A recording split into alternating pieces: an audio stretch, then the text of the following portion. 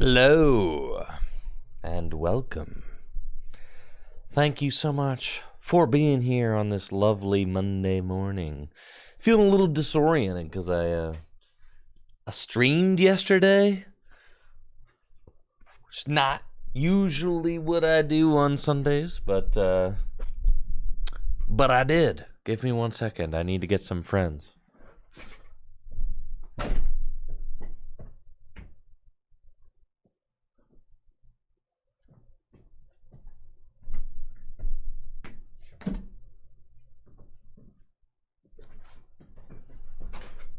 That's better. Not looking so empty anymore. So yeah, yesterday I ended up streaming a little bit of an impromptu Sunday stream because I was able to get my hands on the Charizard EX that I needed from Obsidian Flames in order to create some Charizard EX content. So Jesse and I played a bunch of games. I thought that the deck was working well. Let's take a look at the old list that I was playing. We could talk about it a little bit.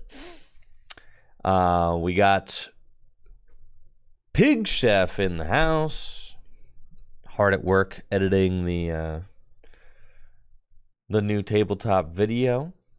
So that's gonna be able to get released this week. And I'm really excited about that because, I mean, the card is just so new, right? I mean, this is like one of the first times that I'm going to be able to release... this is going to be like one of the first times that I'm going to be able to release like content on a card that's like, you know, coming out in English and Japanese at the same time. That's just so exciting, in my opinion.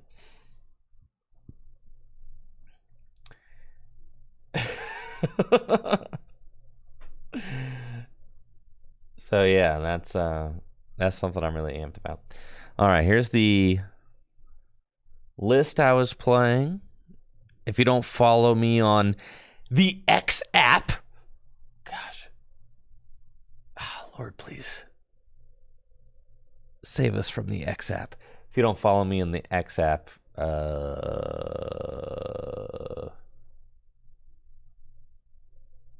you know, you can check me out on the X app where I post things.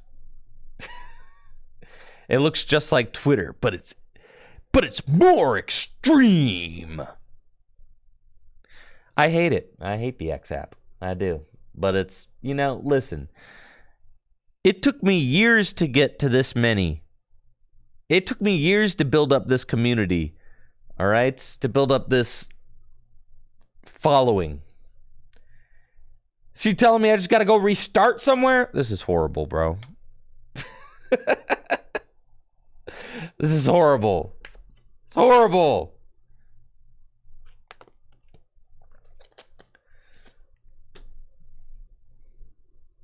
I know. I can. The list being posted helped editing so much. Thank you for actually posting the list this time, says Pig Chef. I'm so sorry that I've ever not given you the list, Pig Chef. I'm so sorry that I've ever made your life so difficult. Yes.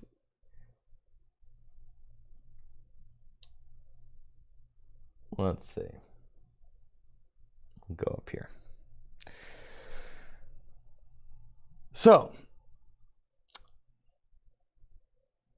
this is the list that I arrived to. This is my first draft Charizard EX deck. And I basically just sat in my kitchen, just opening and drawing hands and kind of like, I know, I'm sorry, Pig Chef. I know, I'm sorry. I'm sorry. Okay, I won't do that again. I'm so sorry.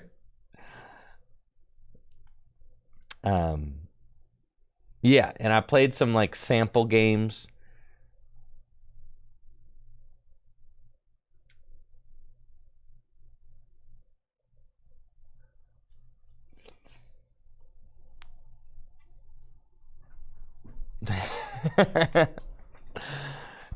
And we had a lot of different...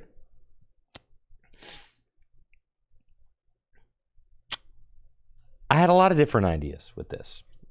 All right. Because there's a lot of different ways you can go with Charizard, right? So, like, ultimately, like, I kind of, what I want to do is I kind of want to walk you all through my deck building process and how I arrived to something that looks like this from a blank slate, right? And how I arrived at something that looks like this is, like, you start with Charizard EX, right? So Charizard, you're like, all right, Charizard EX is the card of the deck. Now, usually, you know, when you're going about building a deck, sometimes you go about building decks different ways, right? In some cases, you start with a concept. You're like, okay, I need a deck that can beat X, Y, and Z. This is how Arceus toolbox decks and, like, Lost Box toolbox decks come into existence, right? Because you're like, I need a combination of cards that will beat this deck, and this deck. So some decks are, you know, built because a problem in the meta needs solved, right? Or you're trying to basically, you know, build a deck that can counter certain meta threats. That's usually one of the best ways to build a deck, is by doing that. This is not how, you know, when you're making content, that's not usually how you build decks. Because when you're making content, you're starting from the deck building perspective of, okay, I need a deck that will make this card look cool. That is like a content creator. Or I need to build a deck where this card is the star of the show, right? So instead of starting from the space of, like, okay, I need to beat these decks, you're starting with a space of, like, all right, I need to make Charizard as good as I possibly can, right? Which is fine. And sometimes you can make successful lists that way. I mean, like, you know, just is what it is. So,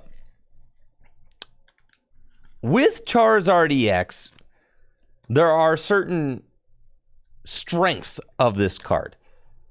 So let's talk about the strengths of Charizard EX. It's darkness type. That's fantastic. That's a big reason to play the card. You're knocking out Gardevoir EX in just one hit. You also have 330 HP, so you're difficult to knock out. You also can accelerate basic fire energy into play extremely easily. So you have these things going for you. Charizard EX is actually a pretty good attacker. 330 HP.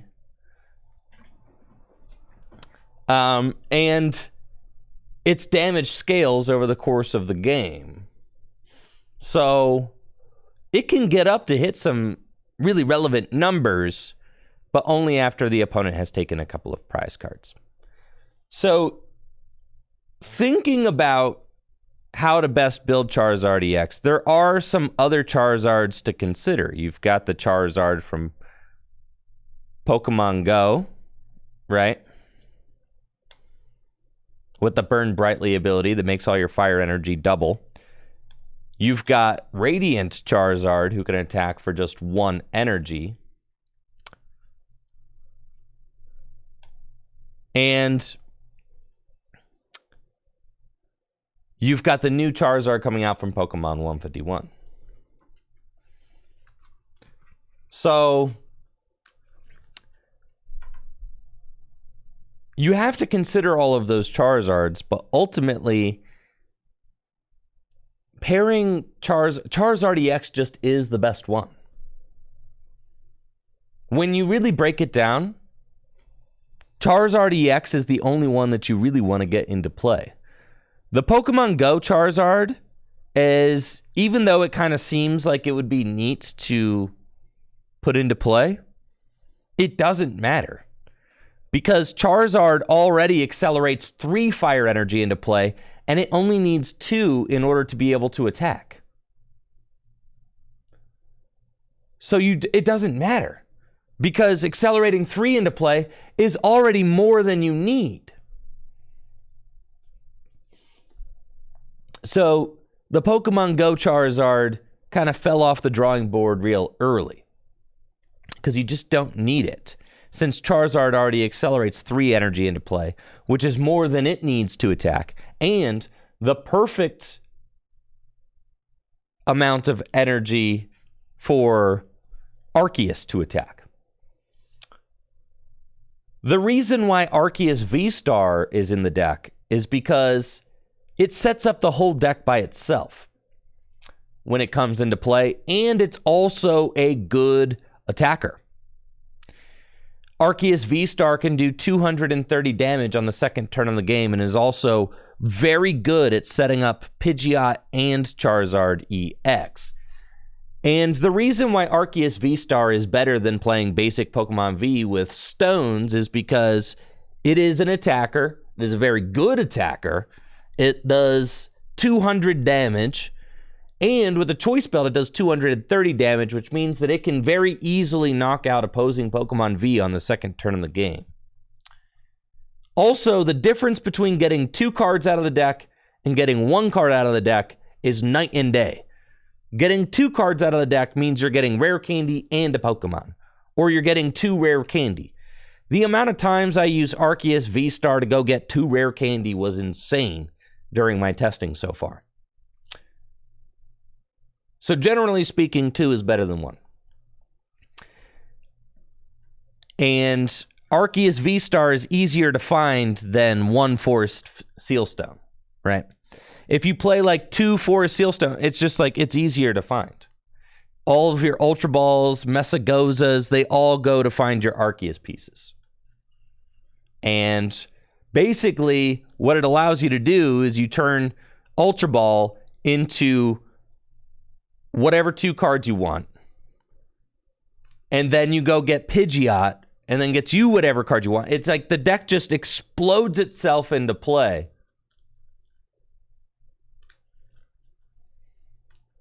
Which is really, really cool. I mean, and effective. So, when I first started testing, I was looking at maybe using a Bibarel engine to help with consistency. Charizard EX was pretty much always going to be the main attacker, but I was originally thinking about Bibarel. And the thing with Bibarel is that if you play Bibarel, you need to play at least a few switch. Right? It kind of like, it's taking up at least that much space. So,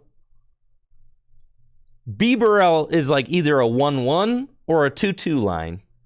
And then you're also going to need it at minimum 2 switch cards, right?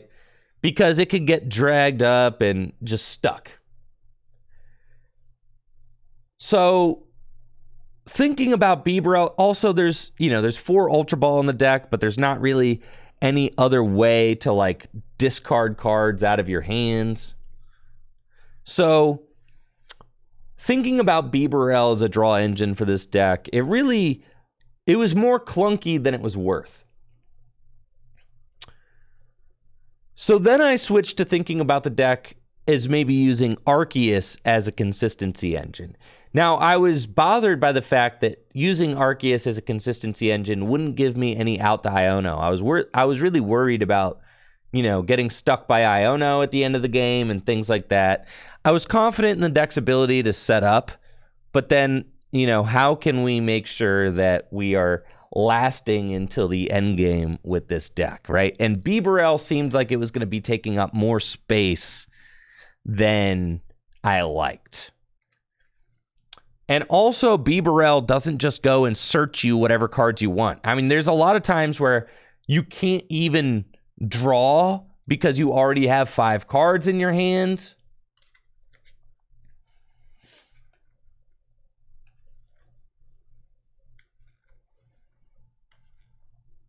And stuff like that. So then Arceus allows you to basically set up your board very fast, right? Because you get Arceus, Arceus searches out rare candy, rare candies can get Pidgeot, Charizard's into play, Charizard explodes energy into play.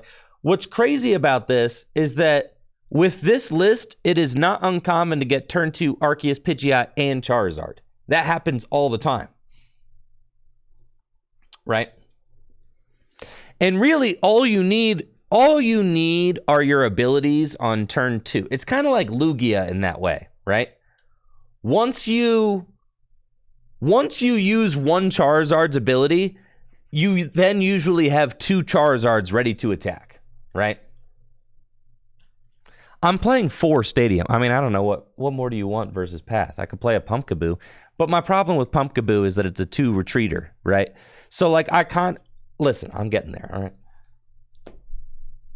So,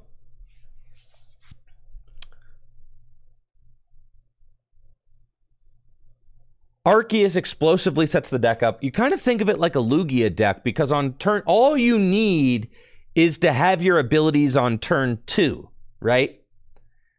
And there's 4 stadiums to make sure that you have path counters on turn 2.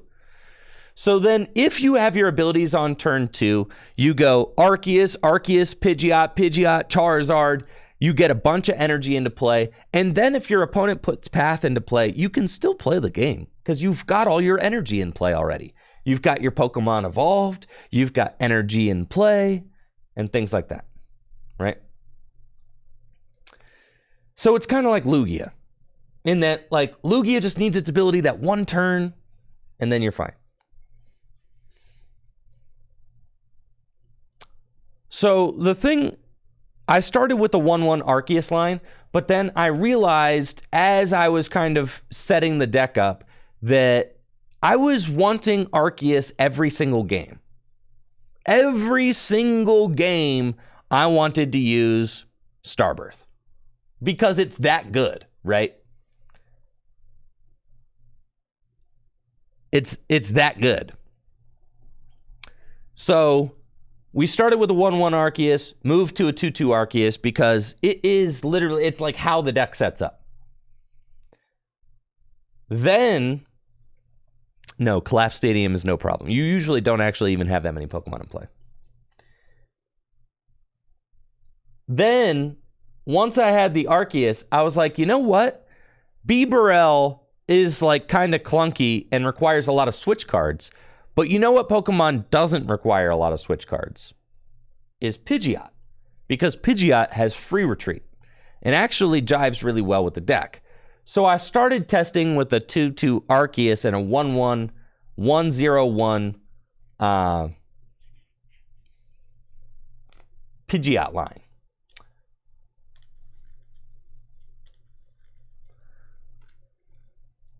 And then as I was playing with a 1/0/1 Pidgeot line, I realized not only do I want Arceus every game, I also want Pidgeot every single game, right? So the thing about Pidgeot over a card like Bibarel is that the Charizard deck wants to use Boss's Orders like pretty much every turn. In fact, I would play 4 Boss's Orders in here because you just want to be setting up explosively and then just bossing up your opponent's cards, right? Knocking out the exact right thing you want to knock out every single turn. So my original list had 4 Boss's Orders in here, but in order to make room for the 2/02 Pidgeot line, I was like, all right, we're going to have to, we're going to have to make some concessions. So then I started testing with a 2/2 Arceus and a 2/2 Pidgeot, and really fell in love with that engine. That core, I felt like, is just very, very strong. Arceus into Pidgeot, you can really make anything work with the Arceus Pidgeot engine. So then it's like, okay, how do we set this stuff up consistently? My very first drafts had, we have 4 Battle VIP Pass. I have 4 Ultra Ball. I started with 2 Artisan, 2 Mesagoza. And my reasoning for 2 Artisan, 2 Mesagoza is that you just need more Pokemon search. And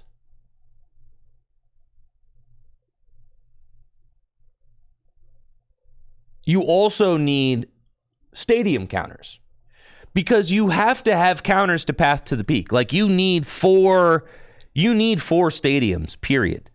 So then they might as well be stadiums that help you get your Pokemon into play, because when your Pokemon are your consistency, right? Your Pokemon are your consistency. So, like, you want, like, a card like Mesagoza is twofold. It can not only does it counter Path, it also can search you Arceus V-Star, which then will get you any 2 cards out of your deck. You understand why it's so good? Right? Mesagoza not only counters Path, it could go get Pidgeot EX, Rare Candy Pidgeot, then go get whatever you want, right? So that was the thought process behind playing Now, I hate Mesagoza as much as the next person. I really do. I think that this card is basically trash. But there are not any other good options to search out evolution Pokemon. All you have are your 4 Ultra Ball, and then what? Capturing Aroma, right? So, like, Mesagoza is just literally the next best card, right? And it's like, you could play Aromas, but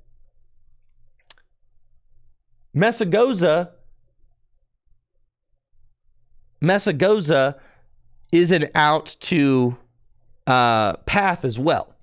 So basically, you need the stadium bumps and you need the Pokemon search. So you just play Mesagoza. Understand? It's like you need both. The thing is capturing Aroma could be fine, but you need 4 stadium bumps. So it's like you're getting two cards for 1 value. Now, after playing with this list, you could add 2 Nest Ball. I think that's fine. I think going forward, I would probably cut 1 Mew. But the thing is, there's not another good cut. That's the only real flex card. Like, I could cut 1 Mew. You could cut the Vengeful Punch, but I'm telling you, Gardy is, like, really sus. Okay? Gardy's sus, dude. Yes. Gardy's sus. I'm telling you, it's already sus. So, like, the Vengeful Punch gives you, like, a very realistic way to counter Gardy. You already have Charizard. Why you need the extra tech for Gardy? Because they can one-hit KO you with a single prizer.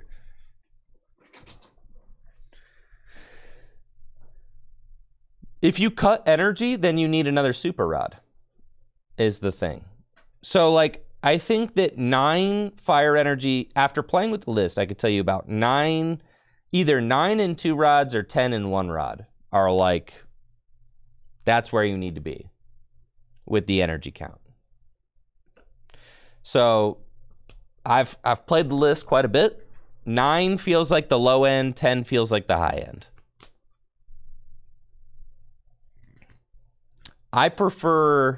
Personally, I prefer to play more energy, less rods, because rod is, like, useless in the opening hand where energy is useful in the opening hand.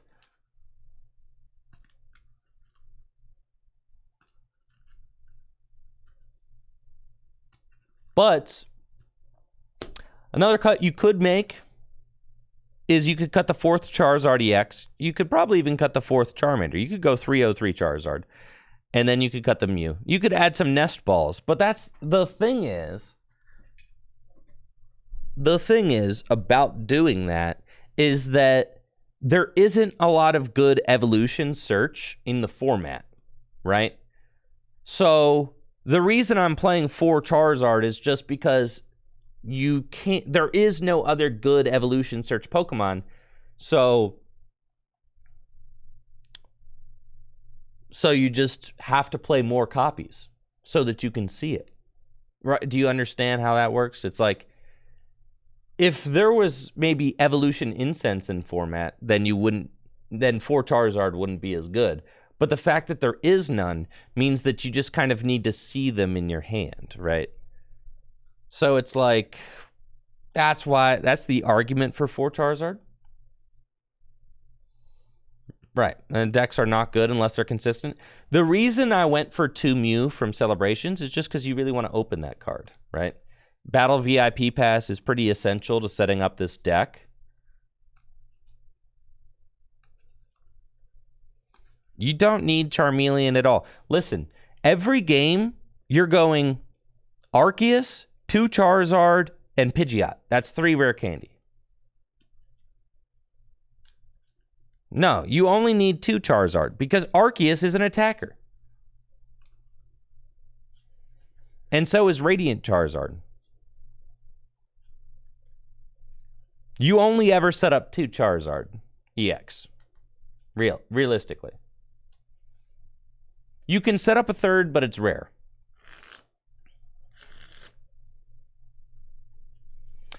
I started with Squawkabilly EX in the deck, but then I realized, and I started with Lumineon in the list as well.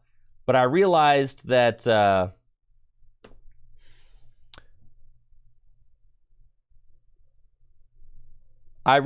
thing is, the deck space is extremely tight. Like YRG, you got all these ideas, yes, but like realistically, it's not all gonna fit. You're cutting corners somewhere, right? I'm telling you, the Gardevoir matchup is sketch, so Vengeful Punch helps to give you a little edge there. You could cut it though, but then you're losing to Gardevoir like more often, right? It's tough. The deck wants a lot. It does. So I was putting a lot of value on setting up and being consistent, especially since you consider the fact that I'm showing off a deck on tabletop and it needs to work, right?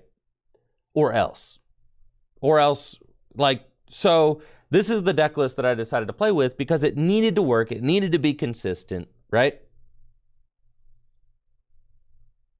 It needed to be consistent. It needed to work. So, like,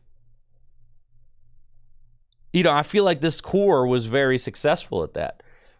I mean, I beat Gardevoir EX in a best of 3. I lost to Lost Zone Giratina just seems like a horrible matchup. They play I know.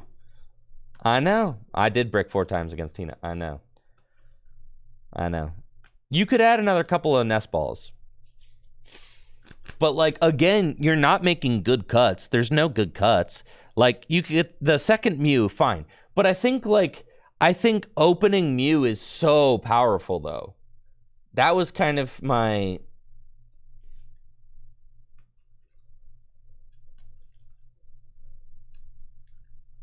Opening Mew is so good. I was realizing games where I opened Mew were games that I was winning, right? So Mew is very good because it finds your Battle VIP Pass, it finds your Ultra Ball, it finds your Rare Candy. I mean, those are the 3 cards you want to see on turn 1, turn 2, every single game. You don't actually usually want Squawkabilly because you might open with like a Rare Candy or an Arceus V-Star in your hand, and you don't really want to play them.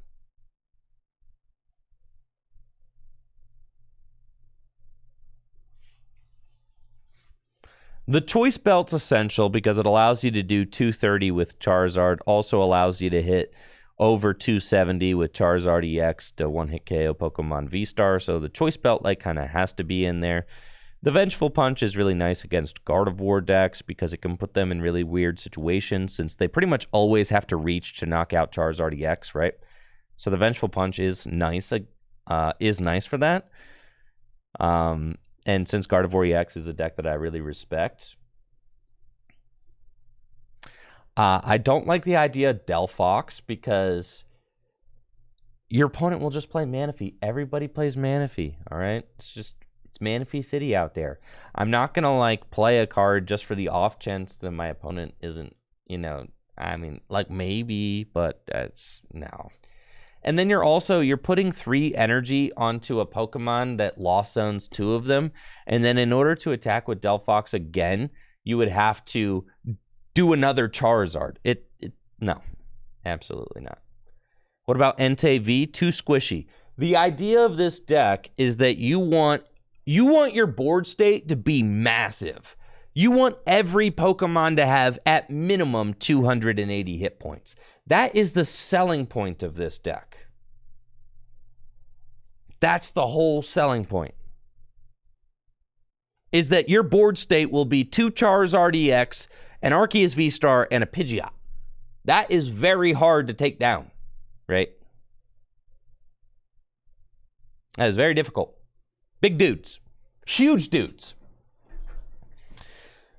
And that's why the Vengeful Punch is so good, is because decks like Gardevoir are going to have to overextend to take the knockouts, and you can just take advantage of that with Vengeful Punch, and you can search it out instantly. Yeah, Arceus V-Star is an attacker. That's what I've been saying the whole time. Yes, that's why the choice belt's here. So that you could do 230 damage. To knock out opposing Pokemon V. In fact, Arceus is your best early attacker. Because it does 200 damage, turn 2 very easily, where Charizard's only doing 180. So usually your game plan is like, I want to lead Arceus and then go Charizard, or Charizard, Radiant Charizard. That's usually it. That's the game plan. Lead Arceus or a Charizard, but usually Arceus. And then you go Charizard EX, Radiant Charizard EX. Or if your opponent takes a single prize, then you skip the Radiant Charizard and you just go Arceus, Zard. Thank you, Lugnut, for the Prime sub. My original list had a Cheryl, and then I realized that it does not matter. Your guys are huge.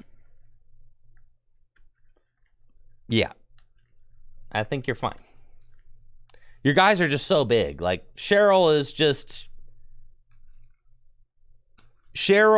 is like a win more card. So,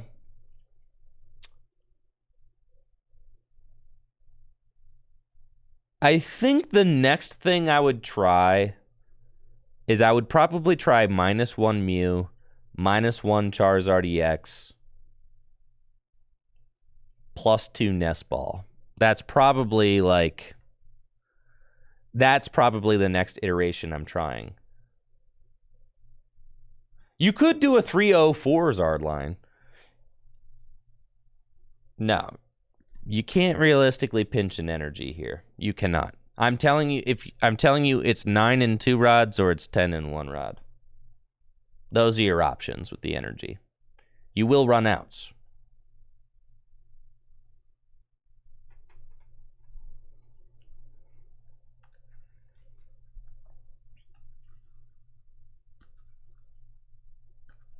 There's one escape rope. I mean, what else do you want as far as a switch card? You could cut the Vengeful Punch, too, if you want to. But then that would probably go for a Nest Ball, too. So you could play 3 Nest Balls. But then outside of that, it's like there's not really any wiggle room. Thank you, Peter the Lizard, for the sub. Yes, Brady. Every deck plays this Godforsaken card. Yes. Jet Energy, not particularly, because Charizard takes just 2 basic fires, so you don't really want Jet.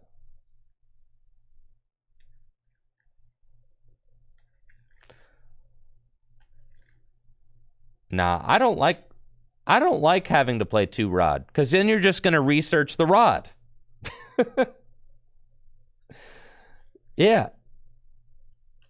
I like the Rod being a one-of that you just search out with Pidgeot when you need it. Realistically, you want to see Fire Energy in your opening hand, not Rods. So that you can, like, retreat into Mew. That's the problem with playing... Would you drop a research for a 4th boss? Absolutely not, because this deck needs to set up. Keep in mind, this is a stage 2 deck, all right? You're going to need a certain amount of draw supporters just to see the cards that you need. You do not need Magma Basin. That card is worthless in here.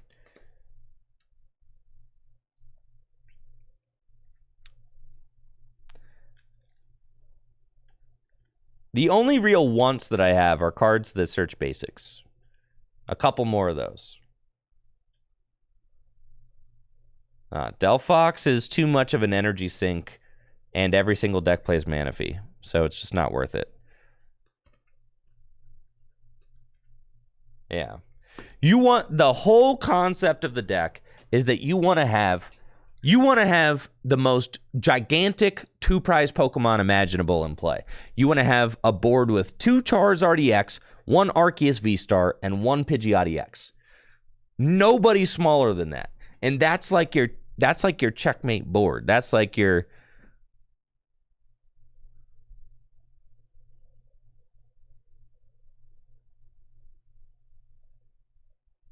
Yesterday, it can be tough, especially like yesterday.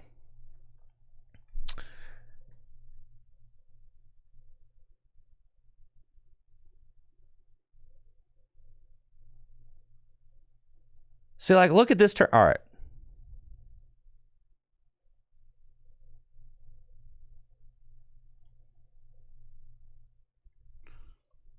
Yeah, I was in my kitchen, but I ultimately decided that you don't need Luminion. So then without Luminion, I was like, all right, the Gloria can go. Yeah, just hit your Battle VIP passes, right? Be good. True. Yeah, and I hate that that's the reality, but yeah, get good and hit your Battle VIP passes is kind of just... gotta have a strong setup. That's it.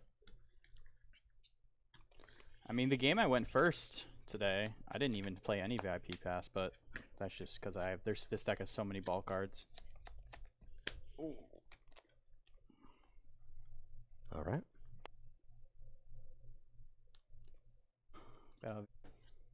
Then I'll attach and use Roar of the Sword to search my deck for a Psychic Energy and attach it to Zacian. And let me just check one more thing. As it does other... here I play a 2-2 split of Artisan and Messagoza. Just all the consistency stadiums to help set up our various Pokemon and Professor's Research. So probably going to be letting this hand rip, and we'll see what we get. Bench Charmander. Now, weirdly, I don't actually think I want to bench the Charizard right now, so we're not gonna. Charizard. Oh, these are lime sleeves, just so you know. They're not apple green. They're lime. Dragon Shield lime. Lime. Ivory. Yeah. That's what we got. We got the lime v ivory matchup. Yeah, right not two kind of uncommon colors, I would say. Put Artisan into play. Basic Fire Energy to Charmander. And play Professor's Research to discard my hand and draw 7 cards. I had 3 Battle VIP pass. That's crazy. So you set up. Arceus. You get your dudes out. And the Jesse's going to go, okay, bop, attack, right? I think he actually...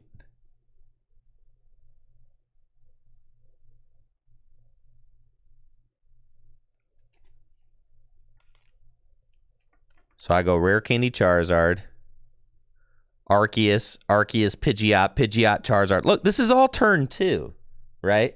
Okay. I'll attach those 2 energy to Arceus V-Star. Like, that's crazy. And the choice belt is fixing the math. You see what I'm saying?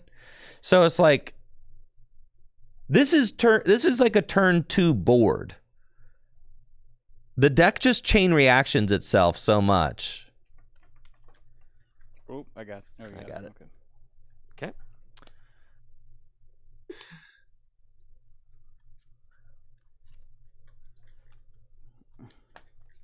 So that's the thing is like you don't even really need like you only need 1 turn of abilities. I'll use Storm Slash for 150 damage. Mew gets knocked out. Jesse takes a prize card. Promotes Charmander. Just watch this draw. turn just to kind of understand what the deck's capable of, right? Use Artisan. It's tough. Putting Pokemon. Yeah, that's fine. That's fine. I think it's fine. Okay. Artisan for Charmander. Yeah, I'm really excited about the Charmander from 151. Yeah, 60 hit point Charmander is super cringe. And I'm going back in. Rare Candy into Charizard EX. And see, this is why I like 4 Charizard, because you're just going to have it more. You know what I'm saying? You're just going to have it more if you play 4. So that's the whole point, is like, you're more likely to just have the Rare Candy. And use Infernal Rain to get 3 fire energy out of my deck.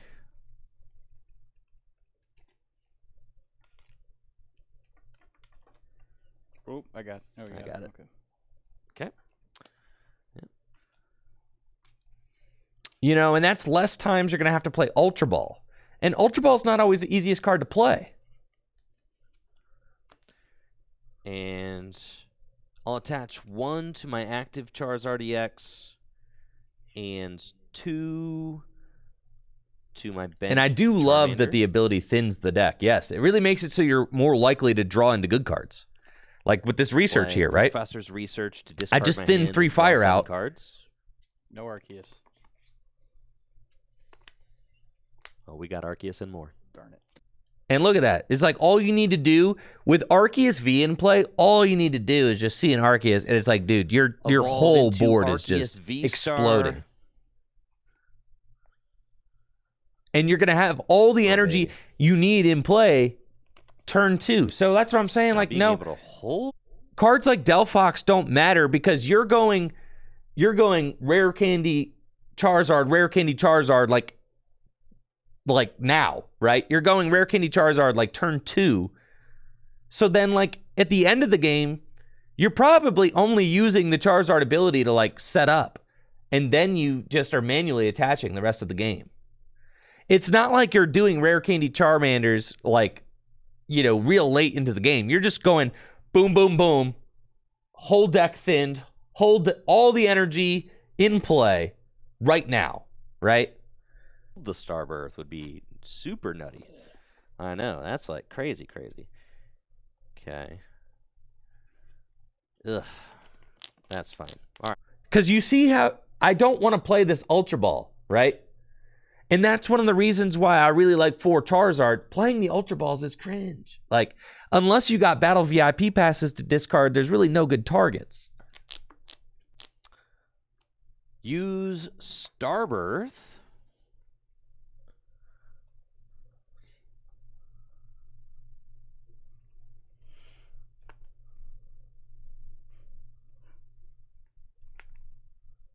With Starbirth, I'll grab Choice Belt and Pidgey. And this is why one-of cards work so good in this deck, is because you get to just use Starbirth and Pidgeot to go get exactly what you need. So, like, the one Choice Belt is perfect. Not EX.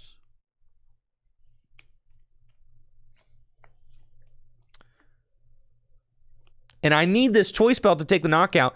Charizard's only doing 210 damage right now. Attach Choice Belt to Charizard EX. Rare Candy to evolve Pidgey into Pidgeot EX. And use Quick Search. Like, this is insane. to get another rare candy. And it's like, I have the other Charizard in my hand because I play 4, right? Because you're likely, and that's why playing 4 Charizard is so dang good, because then all you need to do is quick search for the rare candy, because you're pretty much always going to have the Zard in your hand, right? That's why 4 is better than 3. That's why I really want to play 4. 2 Pidgeot EXs? You can only quick search once a turn. Okay. Yeah.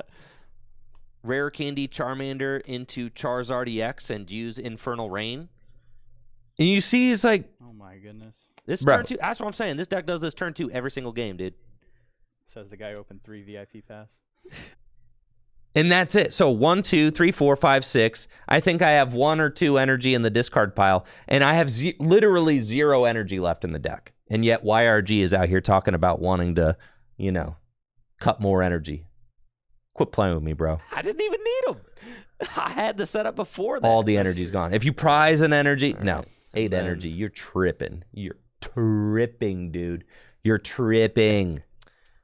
I'll attach those 2 energy to Arceus V-Star.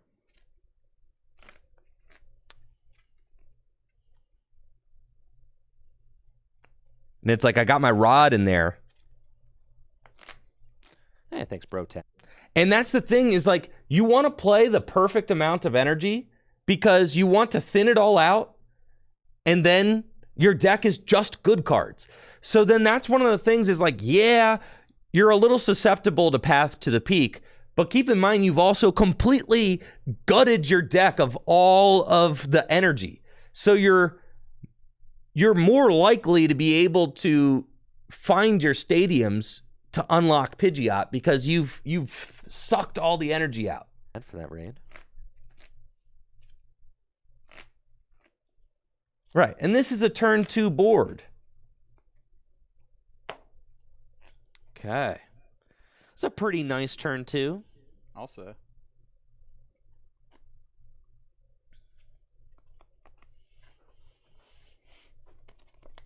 Okay. I'll use Burning Darkness for 210 plus 30, 240 damage for the knockout, and take 2 prizes. Yeah, see? That's crazy, dude. That's crazy. And that's why I say, like, you don't want any little guys. You don't want any little guys. If you're using Charizard's ability, you want to put that energy on somebody with 280 hit points or more. Period. You do not want to use Charizard's ability to put energy on a little dude.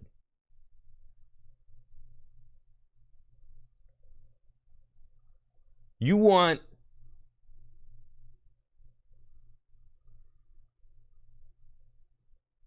Hey, have a good night, Pig Chef.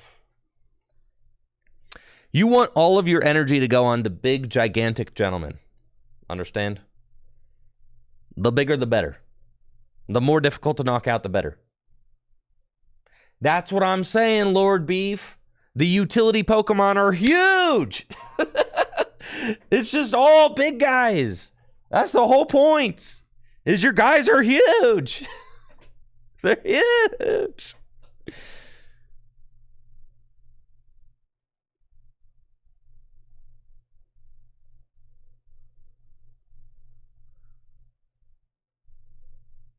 Here, so let's see this. Deck. Yeah, in this It requires in 3 this matchup, energy. So that was one. Yeah, Like, that's in a this lot. Turn matchup- 1, turn in this 2. matchup, it's like, okay, you know, I'm not going to spoil the maybe, ending of the you know, I could games. catch Jesse slipping. Like, YouTube oh, you videos did coming out this not. week, But but- then he's just going to bench Manaphy every other game, right? Yep. So, Thank you, I'll Lunatonian, take for the my prime sub. mulligan, and good luck. You too. Draw. Speaking of Manaphy. Oh, yes. Got a solid opening hand with Ultra Ball and Battle VIP Pass. Top decked a pair of Artisan, one off the mulligan and one as my draw for turn, which will help me to set up.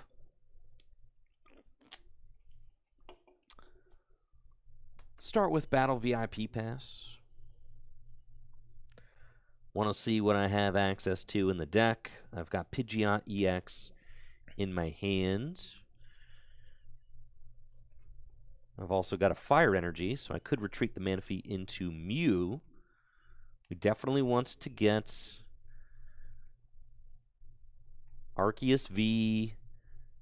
I think it's probably like Arceus V and Charmander, and then we go Artisan for the Pidgey. That's probably the wave. And then turn 2, I can Ultra Ball for Arceus V-Star, Starbirth for Rare Candy, and another Rare Candy, then... Like, you see how it's like the gears turn, like, dude, you're one battle VIP pass, and it's like, okay, I could do this, and the whole deck is just going, brrrr, like the whole, it's nuts, right? Pidgeot, quick search for a Rare Candy, or for Charizard, go Infernal Rain, and start swinging. It's Something just like so that. fun. So it's so fun to do. I do kind of want Mew, but like this hand is not like insane, right? It's really not. It's not like an exceptional hand, but it's still insane. Like this hand isn't like crazy. It's just kind of normal. I don't think that this is a hand. There's a lot of thinking that goes on in this deck. I don't think that this is necessarily a hand where it's like, okay, I'm playing a Battle VIP Pass. I like retreating into Mew when I haven't played a Battle VIP Pass, because then there's a higher chance that I have one. But playing a Battle VIP Pass now, I'm like, I think I'll chill on grabbing Mew. I'll just get the Pokemon I need. Yeah, that makes sense. So with Battle VIP Pass, I'll get Charmander and Arceus V. Yeah, I mean, you're kind of learning on the fly. I mean, this is the first that the deck's kind of been thrown into the flames against an established archetype. Yep. So it's definitely fighting an uphill battle. Artisan and use it. And with Artisan, I'll get I love Pidgey. that Pidgey, dude. That Pidgey is like is so goated. It's so stinking cute. It's ridiculous. They really knocked it out of the park with that. There we go. Fire Energy to Charmander and pass to you. Drop. All right, Jesse's gonna set up. Yeah. Pass to you. And pass. Drop. So perfect setup from Jesse. Okay. Got 4 Ralts, Greninja. It's Mew. gaming time. And basically, this is why Arceus V-Star is so nuts. Like, do you guys see how Arceus V-Star is better than a stone here? Right? What? Do you see? I hope we can all see and appreciate. You see how Arceus V-Star is about to do the thing? It's about to do the dang thing. This game too, Jesse.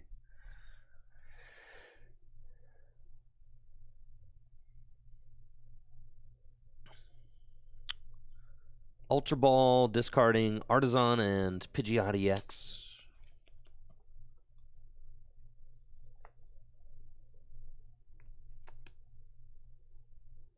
And with Ultra Ball, I'm grabbing Arceus V-Star.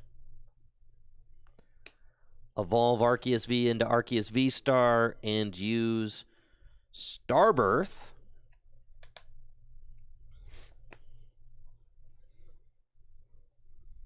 Starbirth allows me to search my deck for whatever 2 cards I want and put them into my hand. So I definitely want a Rare Candy to evolve Pidgeot. And it's like, this is all my hand is, but this is goated also. It's like, okay, I'm going to go boom, boom. Yeah, it's nuts. How many cards are in your hands? 4. 4. I kind of have to just trust that if I research. And that's the thing here is like, okay, I'm going Starbirth for Rare Candy research, right? And then I'm going to research, and then all I need to do is find a Charizard or a Rare Candy off the research, and then I'm in there, right? And that's why I like the 4 Charizard is so good, because it allows you You guys see what I'm saying? draw into it's one like of it the allows you to pieces. complete the combos more consistently. And then can Pidgeot for the other one. I think that's just the best play because I don't want to I could get rare candy, and then, but I kind of want to set up my board a little bit more. Okay. So I get rare candy research off Starbird. Use Artisan to get another Charmander into play.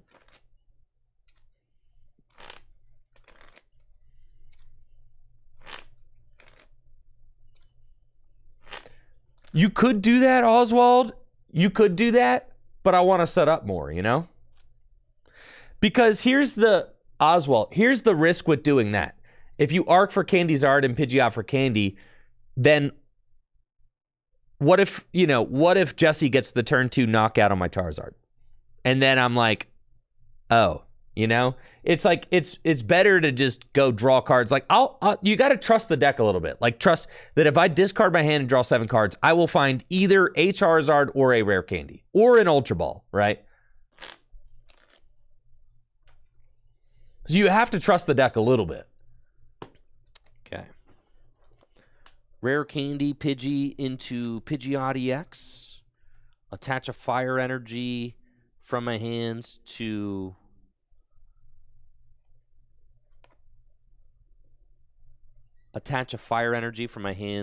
Manaphy and Professor's Research to discard my hand and draw 7 cards.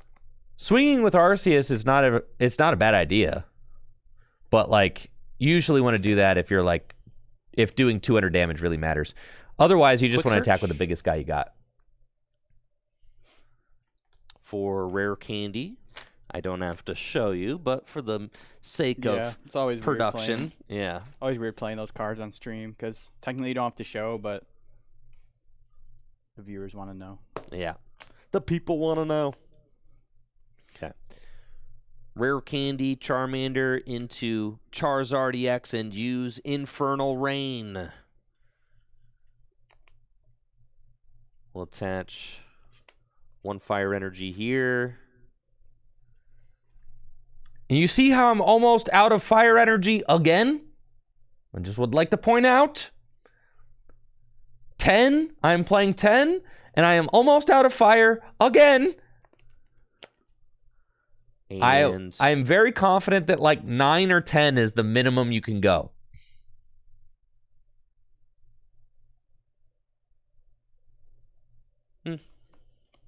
That's fine. 10 is good.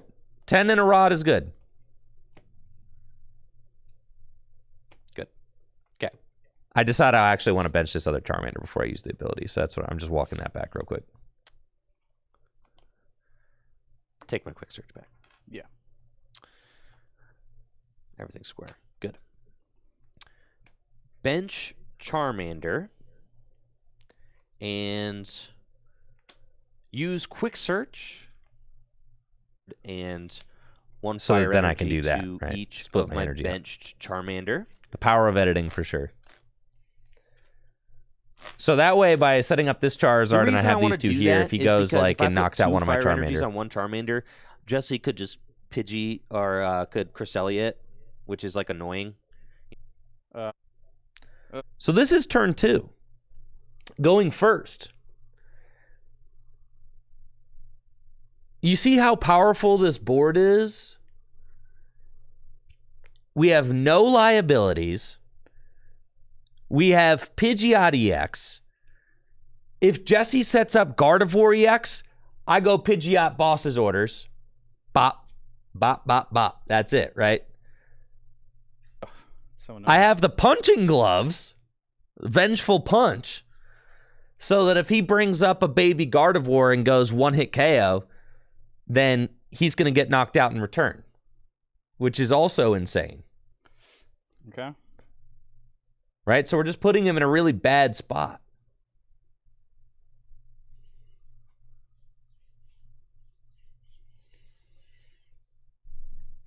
I like accelerating the energy just to thin the deck. I feel like that's fine. Yeah, so I like using Charizard's ability every time you evolve it because it's like it thins the deck. It's good.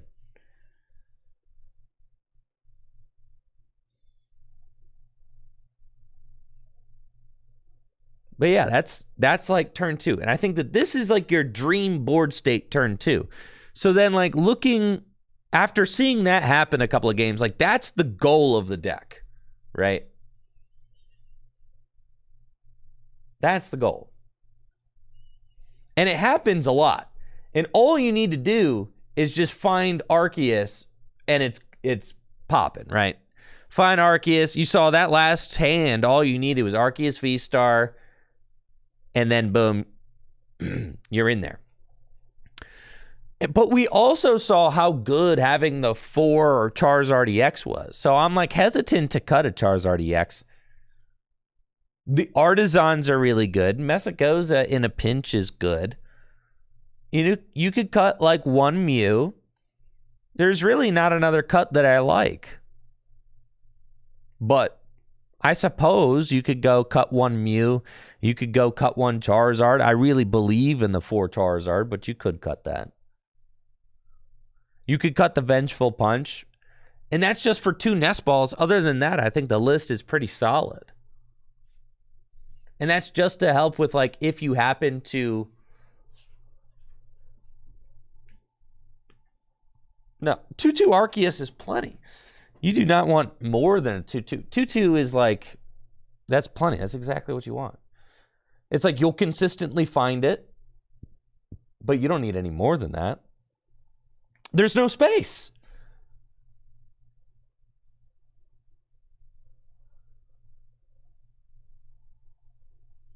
The 4 candies are totally fine. You only need 3.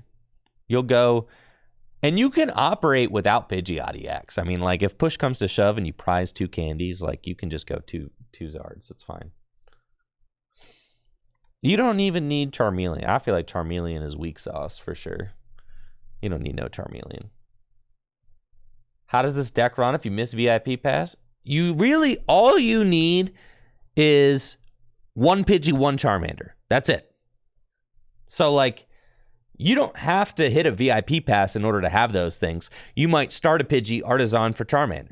Like, I mean, it's fine. Just VIP pass is nice, though, so you probably want Mew to go find it.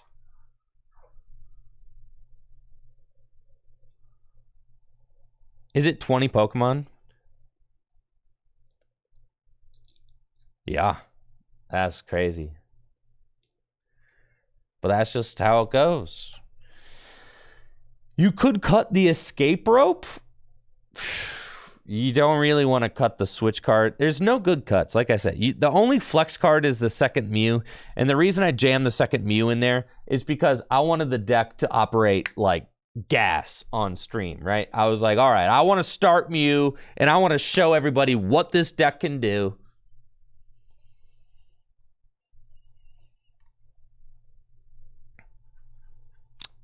Yeah, you could cut, right. I mean, but that's the thing is like, all right, you cut Charmander for a Nest Ball, then what's the point of that? You know?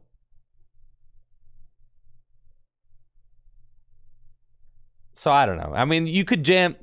There's a couple of spots that you could put Nest Ball. You probably cut 1 Mew, 1 Zard, 2 Nest Balls, call it a day. The Mew is really good because it finds your rare candies too. I mean, it's just a good... Mew's just such a good opener. And being able to like Artisan for it and go get other stuff, it's really good. But anyways, I was very pleased with how that deck, you know, worked and ran. It was a lot of fun to play. We did get destroyed by Lost Zone Giratina. That is worth mentioning. Yes. That seems like a bad matchup. You got a lot of bad things going for you. First of all your support Pokemon have 60 hit points.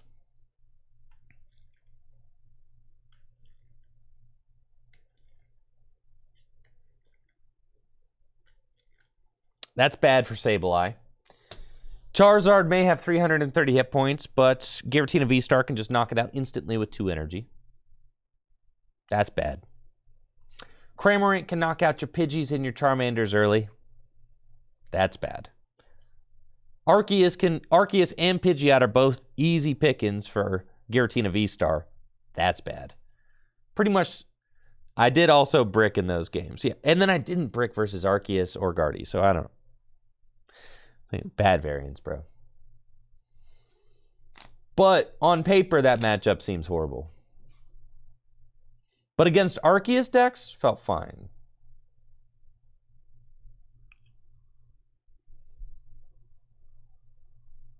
I did low roll pretty hard versus Tina. I could say that maybe... How, Dave? Like, don't they can Kramer Ranch your guys early. They can knock out all of your support Pokemon. They have Path to the Peak. They can just delete a Charizard instantly.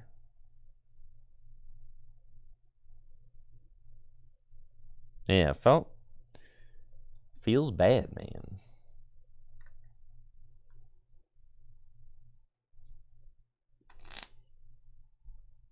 Yeah, it seems like it's just a lot to deal with. Granted, Jesse was drawn hot with Tina, bro. That deck stinks.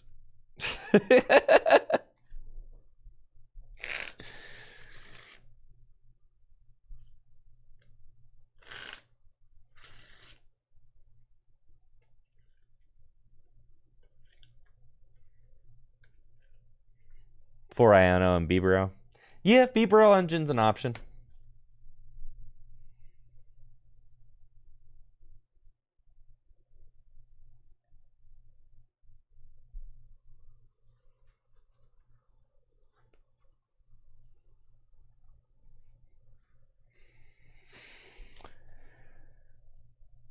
Am I going to play Guardy all day today? I don't know. I should probably play good decks. The World Championships is in 2 weeks.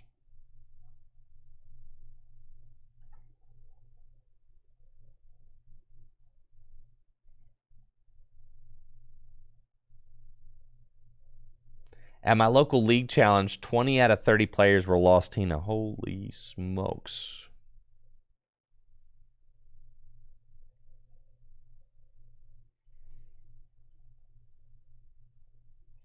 What you guys think? You think I can beat this Baxcalibur deck? I don't have Manaphy, so that's a thing. Yeah, so that's happening.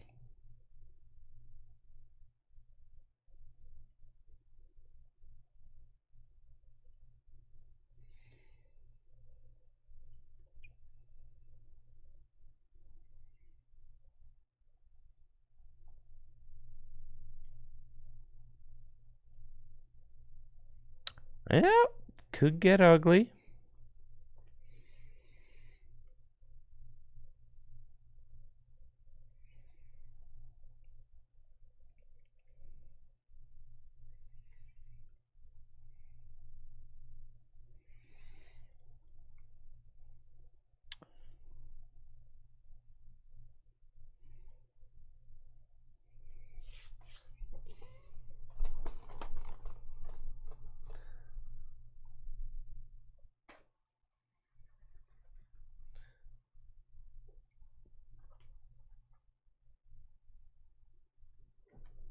Y'all think Lost Tina is going to show up at Worlds? Think there's going to be a ton of Lost Tina?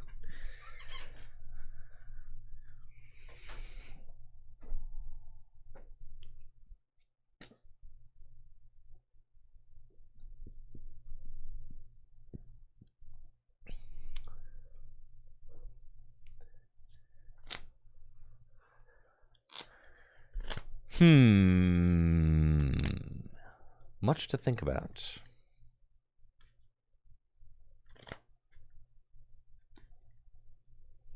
I agree, Dave. I do agree with that, yes.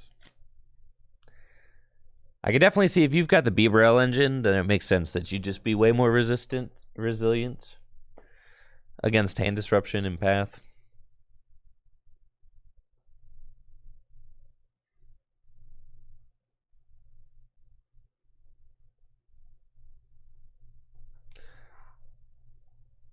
Okay, so they got a Frigibacks. They got 2 Frigibacks. Dang it. Unfortunate.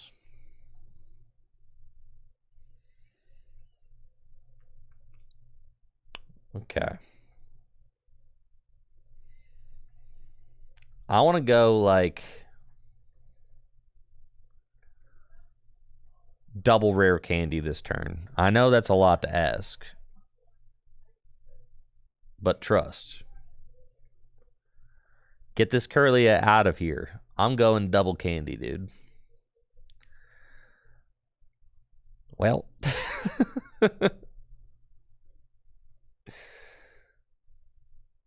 Pidgeot's not a pain to set up. It's sick.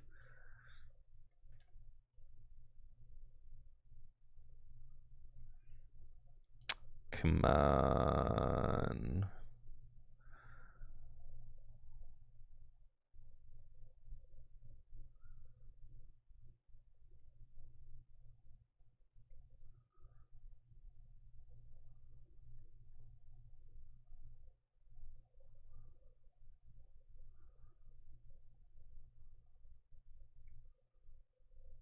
I'm so sick, bro.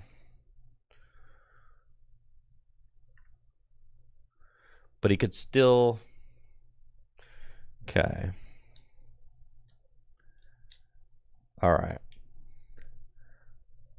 The hotness here is to go Shining Arcana into Zacian V. That's what I need.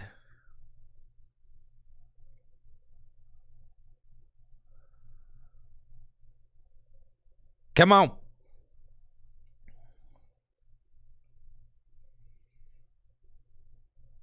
Dang it. Okay. Now, the thing is, I'm trying to play around Radiant Greninja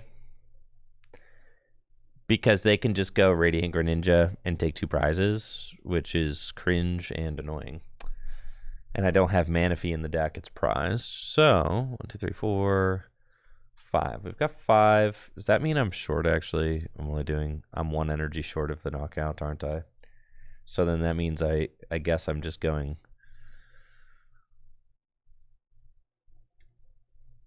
Guess I'm just going Fartazon, you know? Oh, I prized Cresselia, too. Man. Could this get any more cringe? Okay.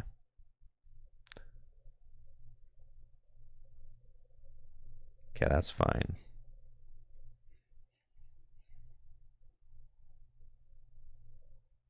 I'm passing, dog. I guess I could have Psy shot for 30. Yeah. But it's cool.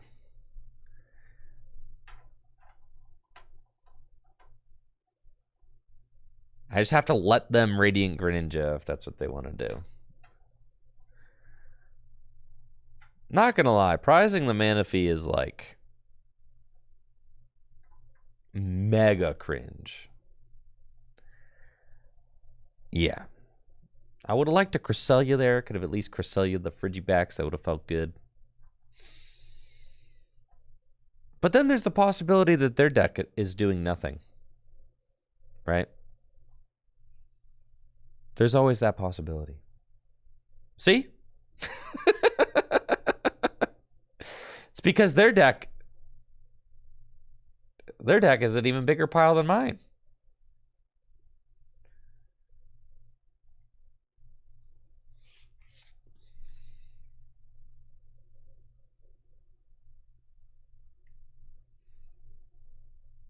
I feel like, is it even worth playing?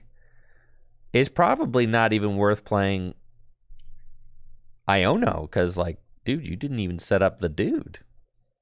Yeah, so we're probably just going to work her. Oh, yeah, with the reversal, now we're huge chilling.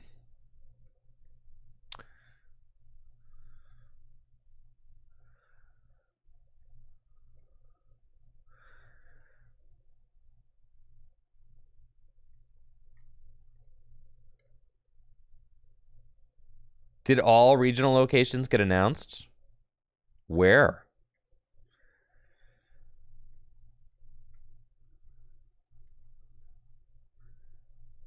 I'm not sure if I even have. Well, let's see. Nope, my other Gardevoir is prized too. This is all very fascinating.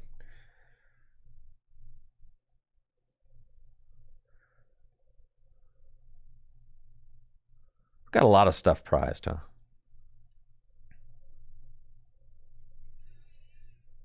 Again, I just don't want to get hit by...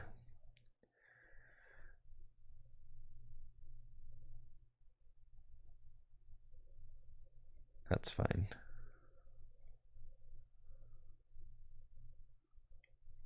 Sick. That actually is sick. Let's see. 3, 6, 9, 12, 15. Yeah, because then I'm not going to get hit by... Oh, yeah, I can't get hit by Radiant Greninja. This is awesome. Okay. 3, 6, 9, 12, 15, 18, 240. Good. Okay. Let me check the X app. The extreme application.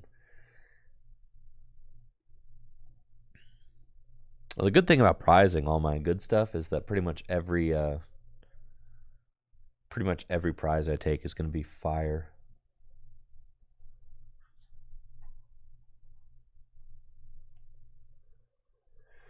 Pokemon Regional Championships. All right, we got Pittsburgh, then Peoria.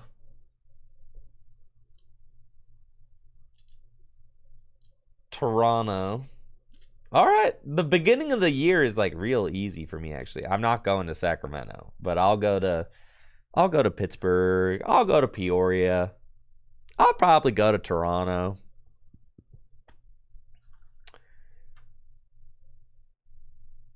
Portland in January, Texas in December.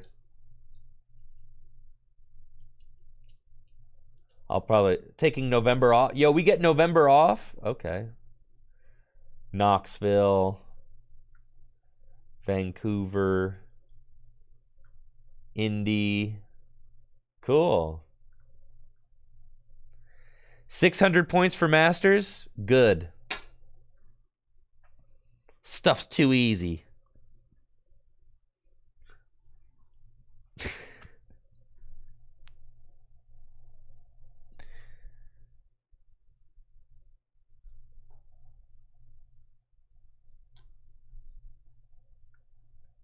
All right, let me finish this game, then we'll talk.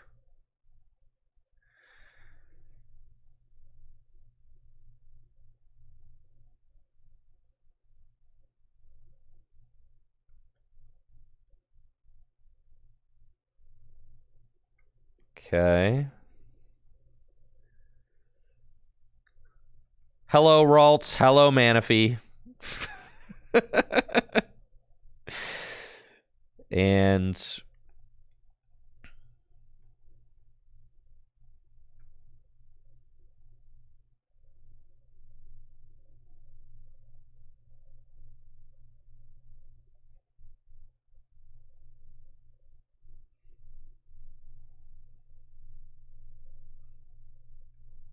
Pog Crystal.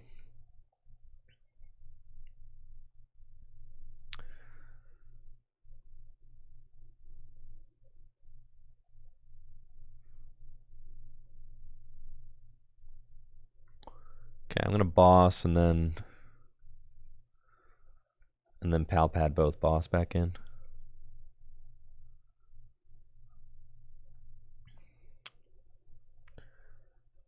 Give me the old Miracle Force. Okay, take our prize. Nice. Hello, Guardy. Hello, Guardy. Let's go party. Oh, oh, oh, yeah. Yo, we're going. We got Indy? Oh, Indy is great. Hi, Guardy. Yeah, this season actually looks kind of gas. All right, how many points did I get this season? And I had no locals this season. We'll see. I did not use any locals for my World's Invite.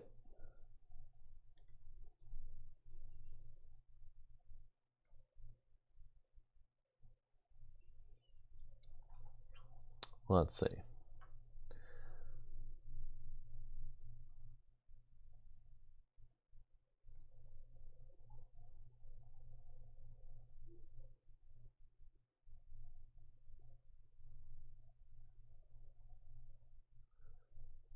Oh, let's see. I have to change to the 2023 season.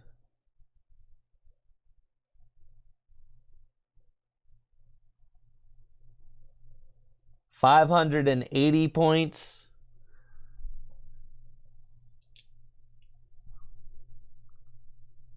That's fine. So now I have to hit 600. So I might have to go to a local or two. All right. We did no locals last year and got 580. So that's fine. Okay.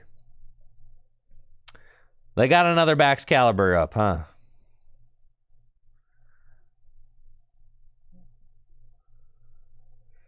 But I'm just going to knock out your guy. Your Baxcalibur. Then you're bodied.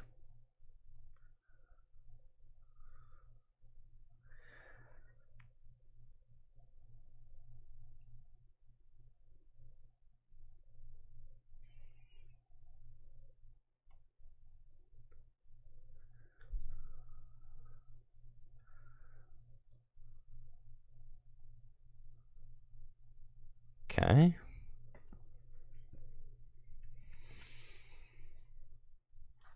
They have to take 2 prizes. I think it's probably best to just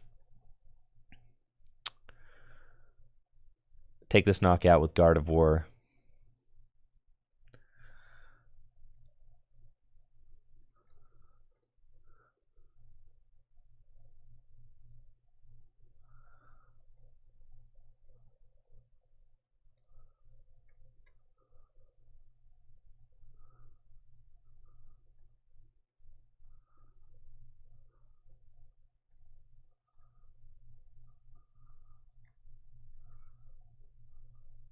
Okay.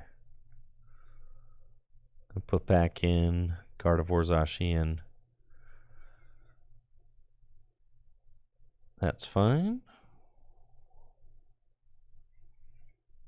Retreat.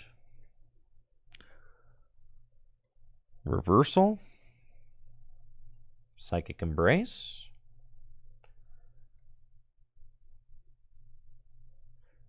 Regional and IC finalists get auto invite to Worlds. I've been arguing for that for the longest time. Thank goodness. I think that's a great decision.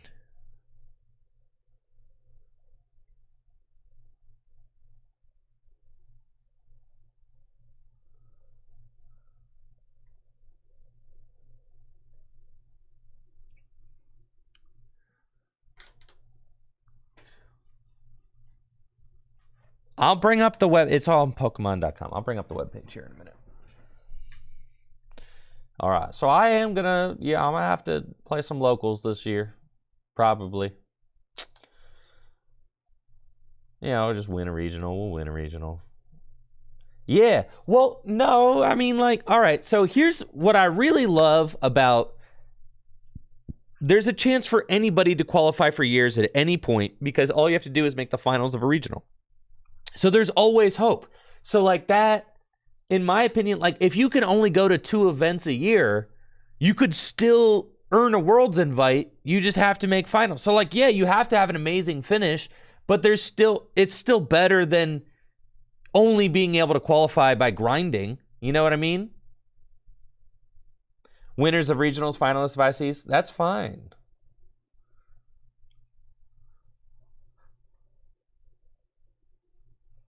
No way you have the boss's orders too. No way, right? Did you play a supporter? No way, right? No way I'm getting sauced like this, right? Winner of regional, finalist of IC. Okay, so you have to win the regional. Still, I think that's good.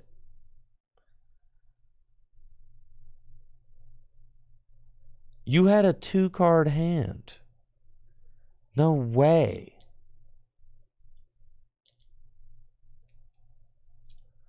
There's no way you boss and sauce me up like this. Right?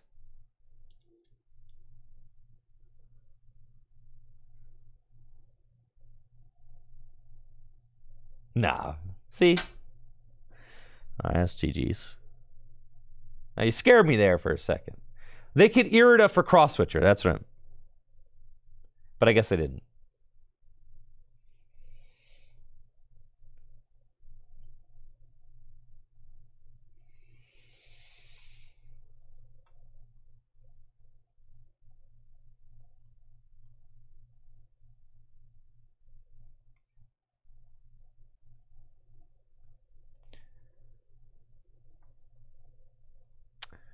You giving me the thumbs up? Is it because you think I have a cool deck? Yeah? You think I'm cool? You like my style? You like watching me psychic embrace all these energy one by one? Thank you.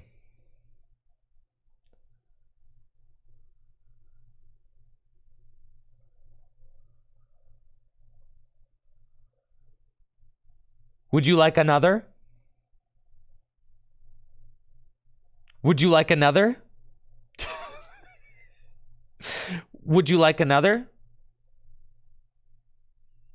Would you like another?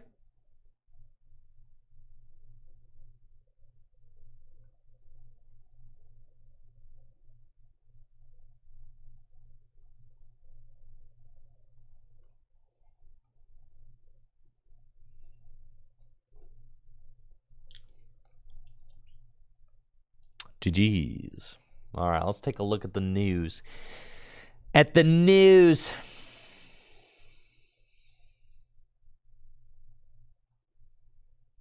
So when do I level up? Am I leveling up soon?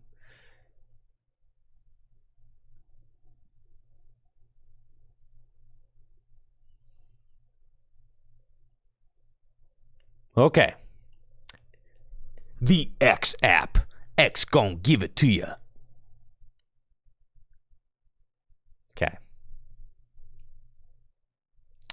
Locals best finish limit for Worlds appears to be 6 combined season long for Cups and Challenges, no quarters. All right, let's read. All right, but before I read, I need to go to the bathroom, so hang tight. I'll be right back. And then we read. Then we read.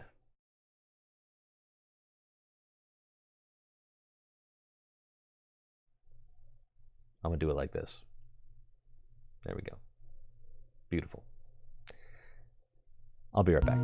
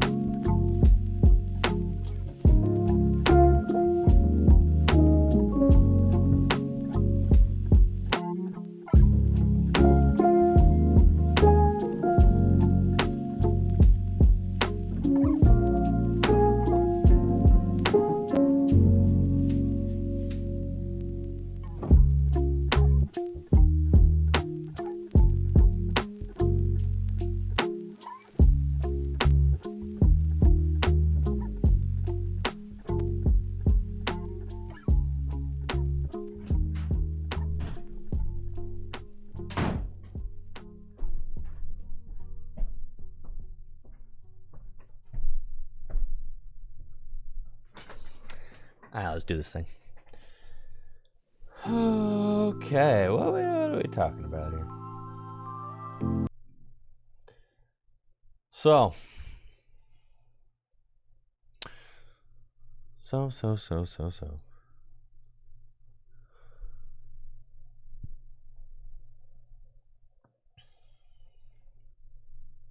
Thank you, J-Ho, for the sub.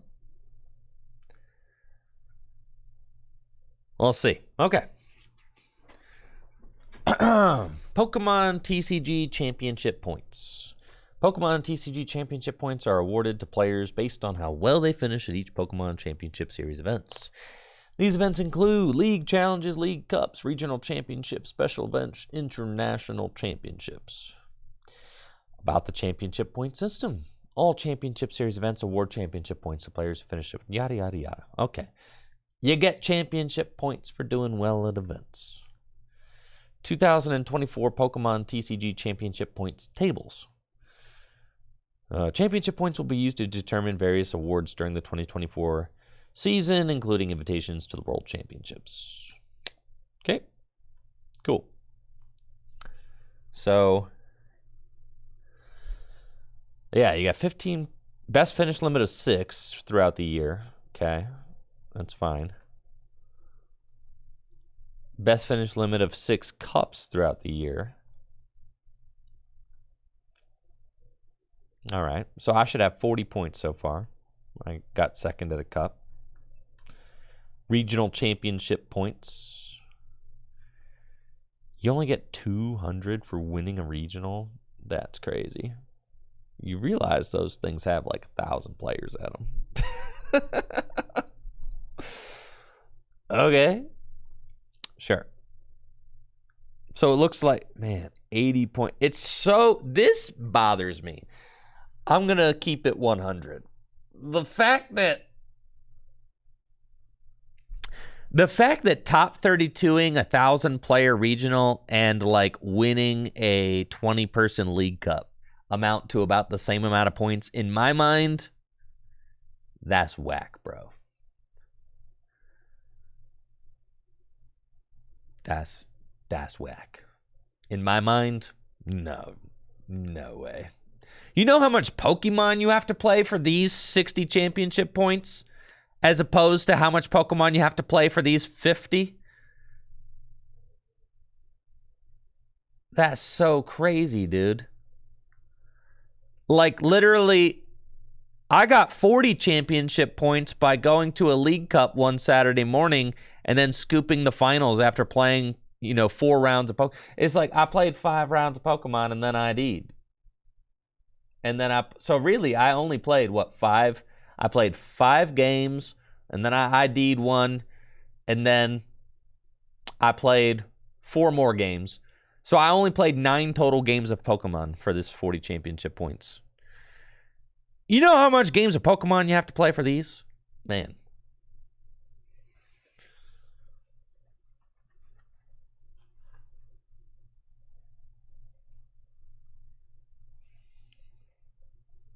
It's a lot. It's a lot of work. These are so much more work than these.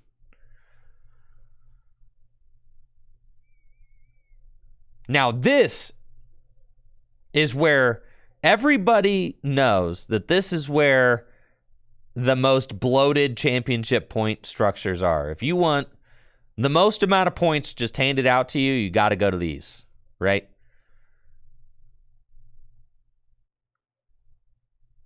Yeah, that's crazy.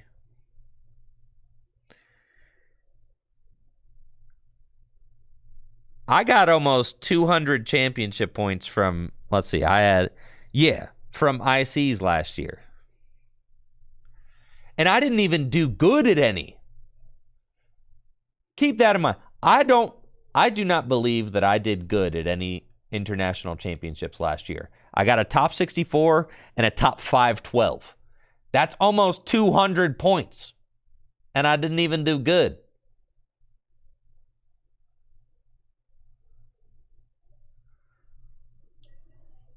That's insane.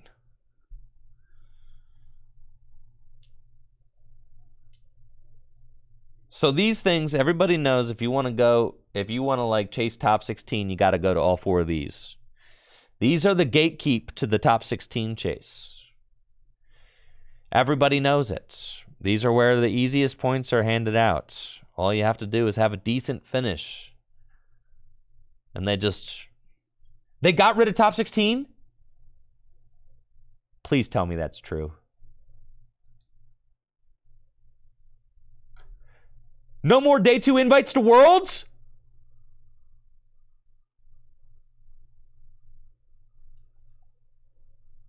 Are you serious? Where does it say that? You weren't around one, but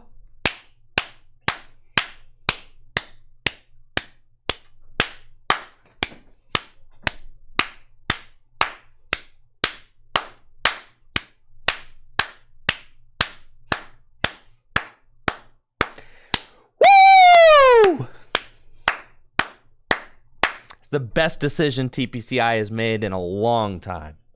That's insane. That is incredible news. Thank God. I was so sick and tired of hearing about the IC grind and the day 2 stuff. Skipping to day 2 is also too overpowered. I agree. The game was very much split up into like those. It was like those who could chase top 16 and those who can't, right? This is the best decision they've made in a long time. Incredible. Yeah, now you what? Because now players aren't going to like give up their whole lives for a buy. It shouldn't be. Yeah, this is incredible. Oh, I'm so thrilled.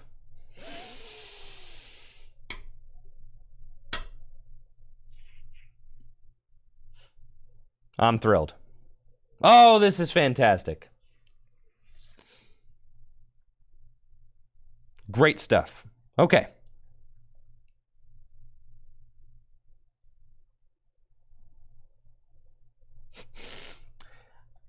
That can't be appropriate, Night Laugh Love.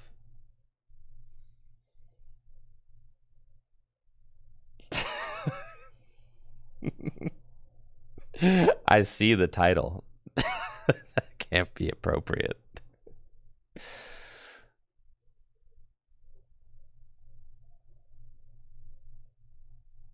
All right, let's look at this.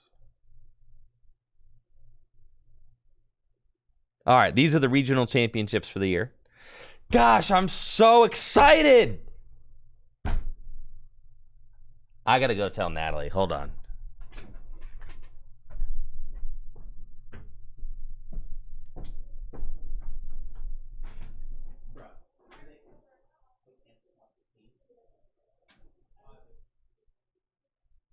This is the best news I've ever heard.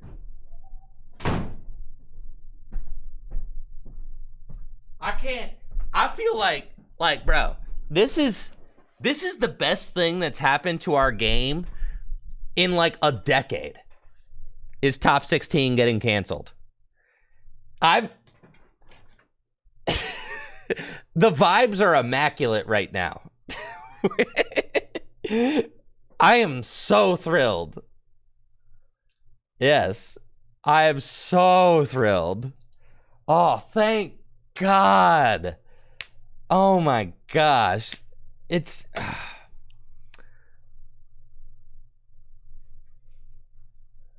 now it's just a stipend chase. Good. Good, great. Cool.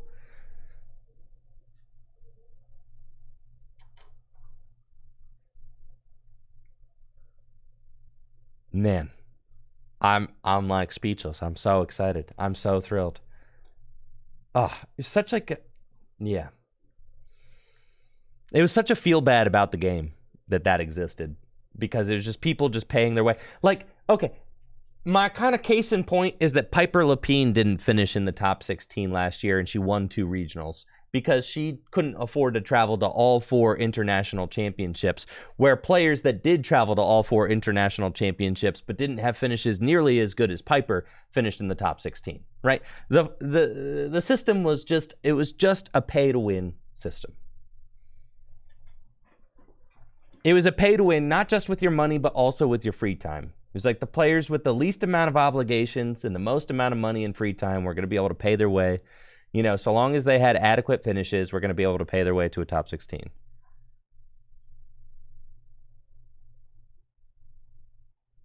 And I feel like Piper Lapine not finishing top 16 last year is like a very... It was like the most obvious indication that the system was broken and not merit-based, right? Because Piper obviously was one of the most successful players last year. Obviously, right? And would have been on anybody's list. Yeah, it was very, very obvious that system was messed up. So I'm very thrilled that they've just done away with it. Because it had, it was just this kind of weird underbelly of the Pokemon TCG competitive scene is just like this, like, kind of like group of people who just could travel to every single international and are just going to like try to pay their way into a top 4 worlds finish. Yeah, it wasn't cool in my mind. It was not cool. Snoopy says Worlds invites are going to be much harder for people who can't finish top 128 in regionals. And in my opinion, if you can't finish in the top 128 of a regional, then you probably shouldn't be able to qualify for Worlds. I'm going to be honest. Frankly. Yeah, that's just good. Yeah. Frankly, I don't think that you should be qualifying for Worlds if you can't top 32 a regional. Frankly. But like, it's Worlds, guys. Like the World Championships. Like you should have a top 32 under your belt at least. It is Worlds we're talking about, right? You should have had to have top 32 something, right, to qualify for Worlds.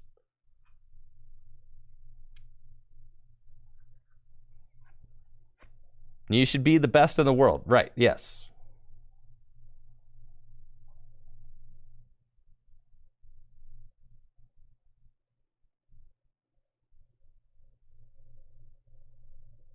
Right. You should, in my mind, if I went all year without top 32ing anything, I would not expect to have a Worlds invite because I'd be like, well, I didn't do very good.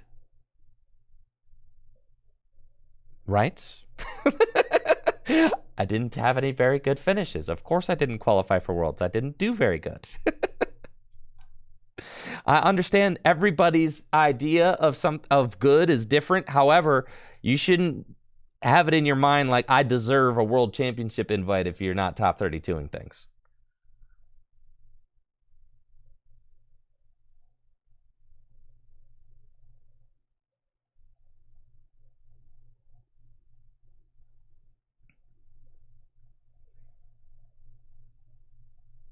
Cool. Okay, here we go. So we got all the regional locations, at least so far.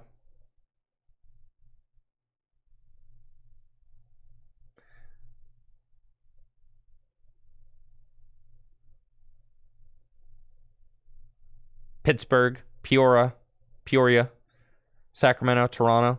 I'll probably go to Pittsburgh. I'll probably go to Peoria. I'll probably skip Sacramento. These two are like mad close. So I'll go to those. And our shop, will probably end up being at those two. And then Toronto. I'll probably go to Toronto. It's only a 4-hour drive. I'll probably, depending on how my season is going up until this point, Texas will be like we'll figure that out. If Full Grip goes to Texas, I'm much more inclined to go to Texas.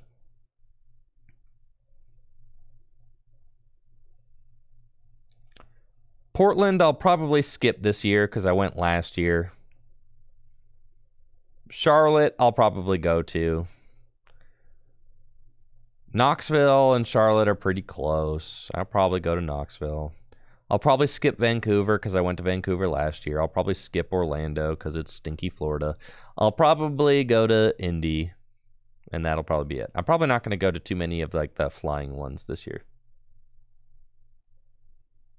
Yeah, this going to be a low to the ground lazy man's invite.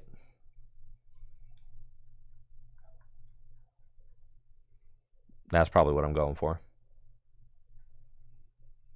Prizes.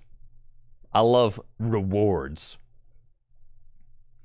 God, I'm so excited they canceled top 16. Oh, yes. Ah! I'm so excited.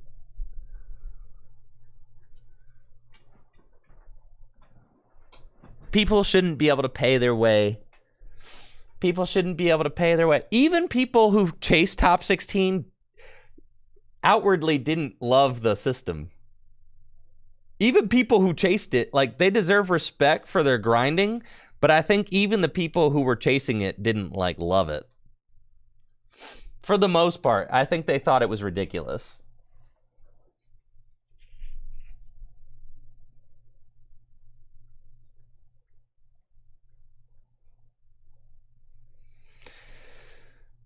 The champion in each age division for the Pokemon TCG, VGC, and Pokemon Go will earn a guaranteed invitation to the they should have done that a long time ago. But I'm thrilled about this. That's great news. If you win a regional, you should get a guaranteed invite to Worlds. Straight up. These regionals got like 1,000 people at them, all right? This is a big deal. They should have done this a long time ago.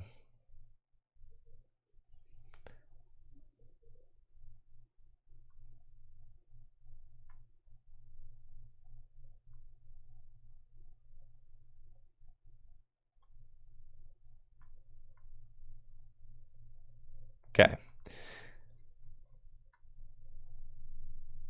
Where's the, let's see, Pokemon.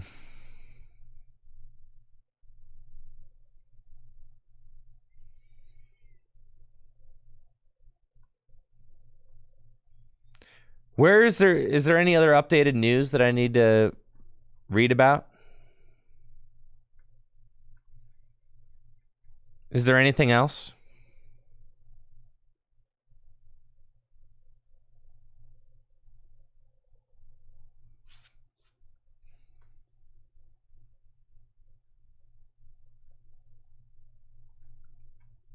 Or is that pretty much it?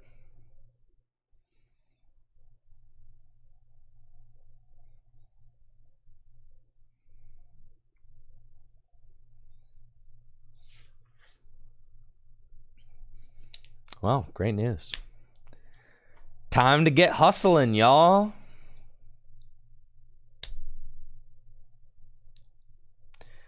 What do you think people would do if you pulled up to regionals with no sleeves on your cards? You might get disqualified. It is kind of, yeah, because if your cards have any wear on them, then they're marked. So I do think that you would not even be allowed to do that.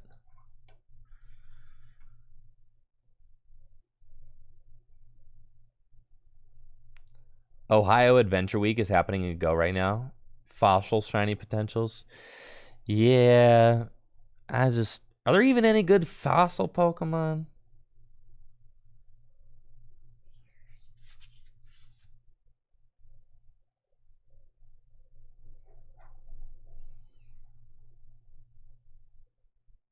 Oh, Adventure Week, not Ohio.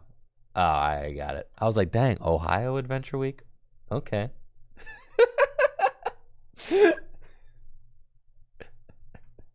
I see OH, I think Ohio, all right?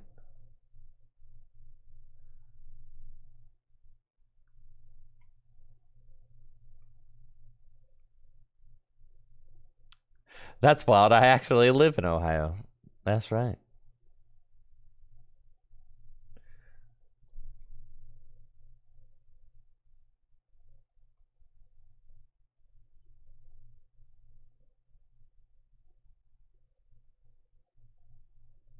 Okay. This is so gamer. I'm so excited for the Pittsburgh, Peoria back-to-back early season. Okay, that's great news. This is awesome. No energy turn 1? Dang, this day just keeps getting better and better. Don't it?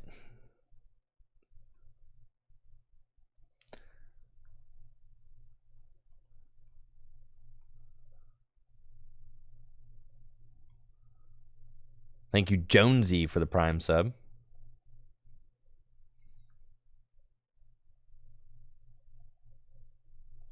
All right.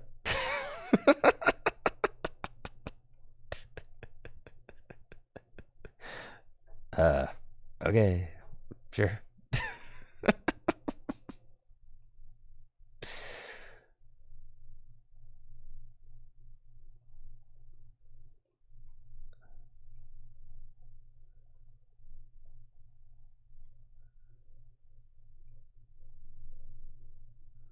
Okay.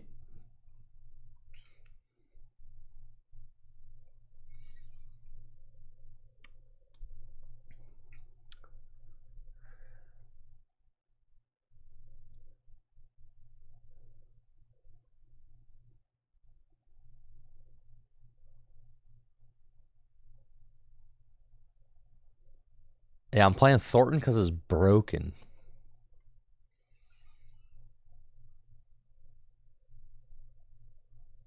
Thornton's sick.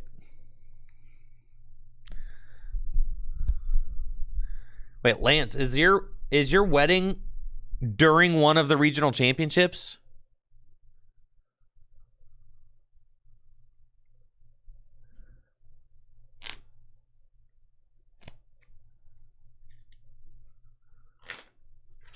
The week after Pittsburgh. I'm chilling. Let's go. All right. Okay.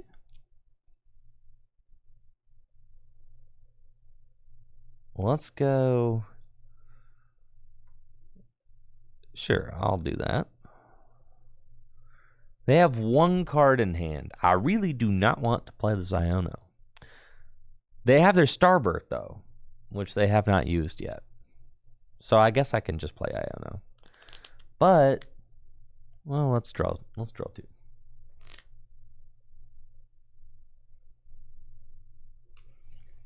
I think Worker's good.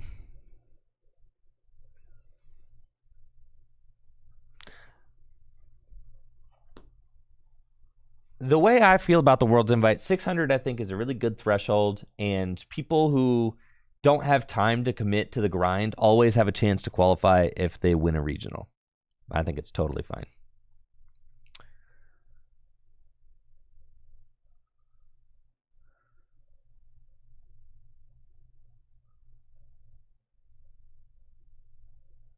Yes, it should be sweaty, in my opinion. Right, it's the World Championships, yeah. Let's see. I got 1 energy in the discard pile. Let's go for that. And then Ultra Ball away, this and that. You know, and that's the thing, like, I think this is like my thing about it's okay to be at a point in your life where you, and I think that this needs to be represented in our community more, but I think it is okay to be at a point in your life where you cannot grind to be a world's competitor at something, you know? Like, that's totally okay. I feel like there's this, like, kind of weird expectation amongst, like, players that they have to qualify for Worlds for some reason, but that's just like, or that's the only valuable thing about playing Pokemon cards, but that's just not true. Each event that you attend is an opportunity to accomplish something great. You understand, like, you understand how much of an accomplishment it is if you just top 8 one regional?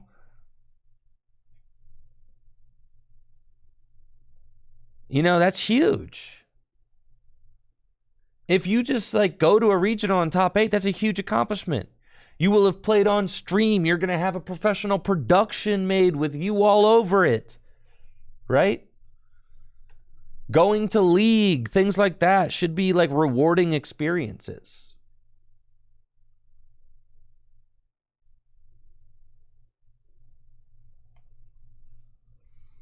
You know, not everything's about qualifying for Worlds. Sometimes you have things like a family. Sometimes you got things like a job, you know? I mean, like, think about, that's okay.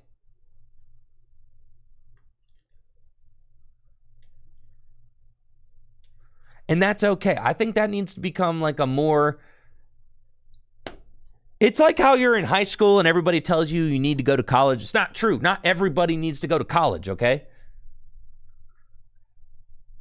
There are a lot of really nice jobs out there. You don't have to go to college. You should be proud of those jobs. You know, it's like the same thing. Like, you don't have to qualify for Worlds, dude. There's a lot of great things you can accomplish, and you should be proud of that. It's all about, like,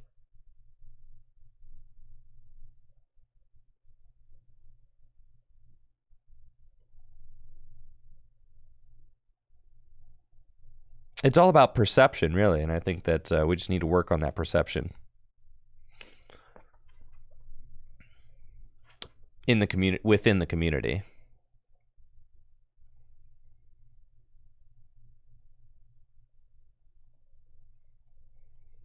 Yeah.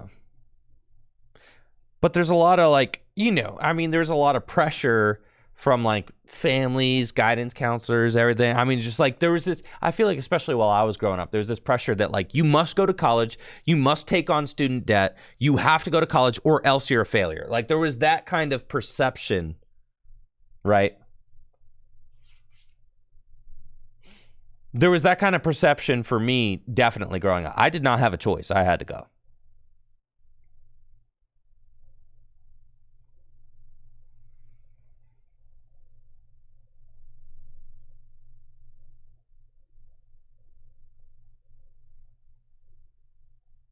See, there you go, Blake. Exactly. Exactly. See, it's like, and that's the thing about Pokemon cards, is that to me, it's like a Division 3 sport, right? Like, you could be very proud of what you're doing, but you should have a work-life balance. You should. 100%. And that's going to make your life so much more rewarding if you do. Listen, bud, I'm having to deal with this panic mask. I don't really want to have to deal with that right now.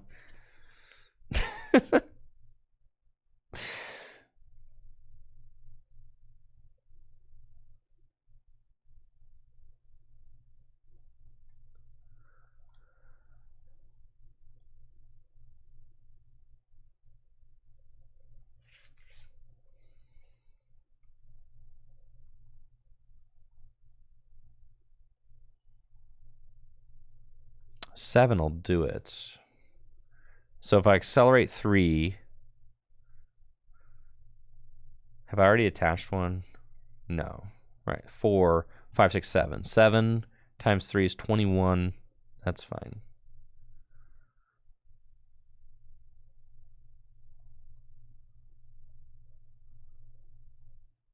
Do I want to Iono? It doesn't really matter.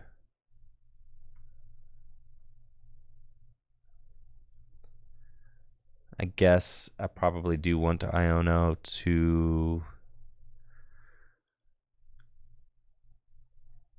Got 2 Guardies. Let's Rod. Put those back. Thank you, Thicky Chew, for that sub. Palpad back in. Iono, Worker. And sure, I'll Iono. That's fine.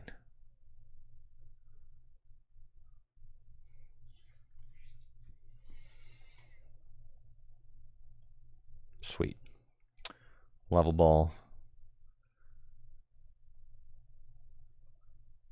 Let's go. Psychic Embrace.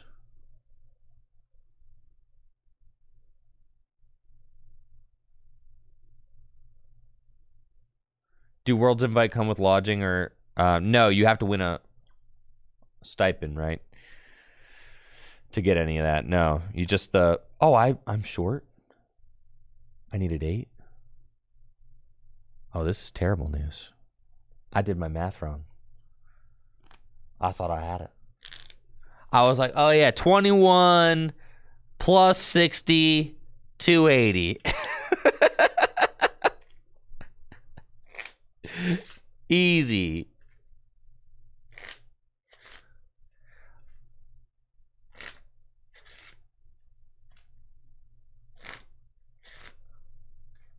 Easy, bro. All right. With the masks, you need to chill out with the masks, dog.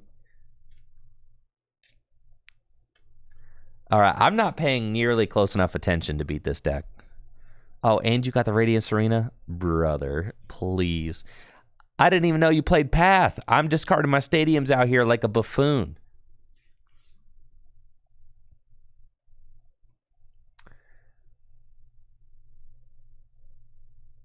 Oh, this is extremely bad news.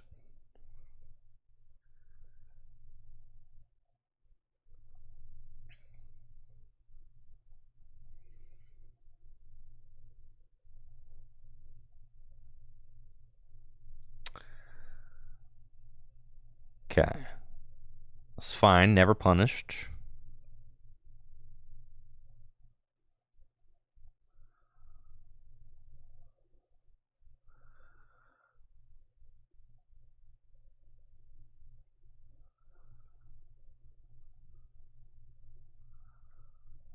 How am I supposed to know they play Path?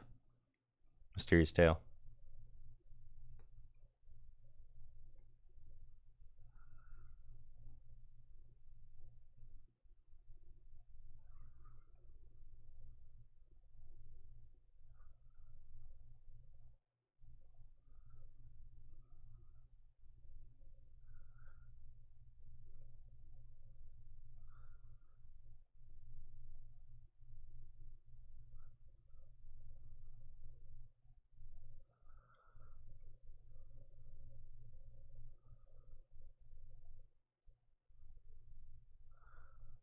Oh, yeah, I got this in the bag, bro. We're chilling. Easy does it. All right, I just need there to not be too many more paths. I just assumed that since they played Gudra that they didn't play paths since they'd want a Moisture Star, but that was not a good bet, I guess. Crystal K, I'll take that. That's fine.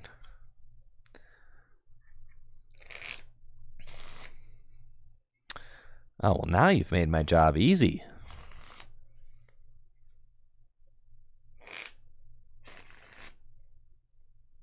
Iono, fine.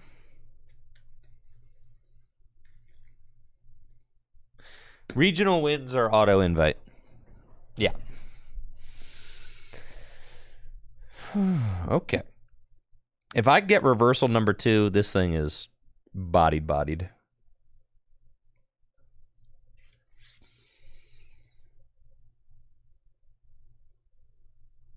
Refinement.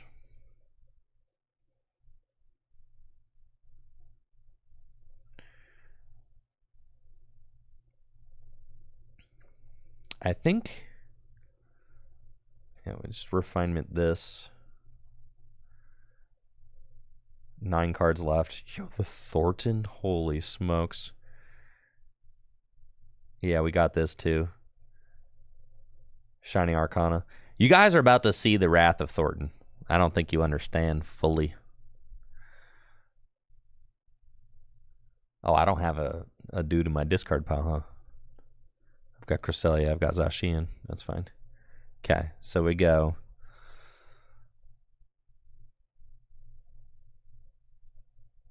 There. Shining Arcana. I don't need to play Research at the bottom of the deck. Mysterious Tale. Fog Crystal.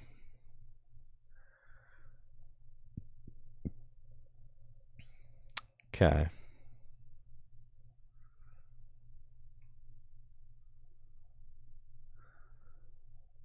Psychic Embrace.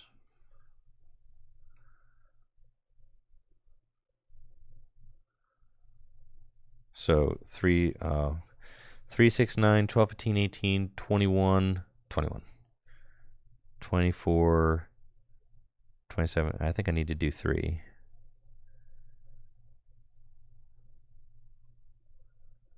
3, 6, 9, 12, 15, 18, 21, 24, 27, plus 60. No, I need one more.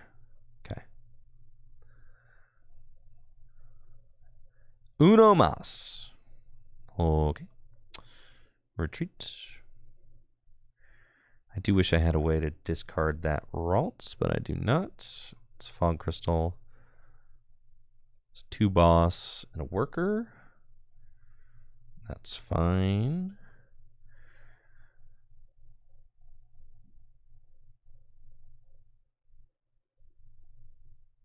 I can Super Rod just the Zacian back into the deck.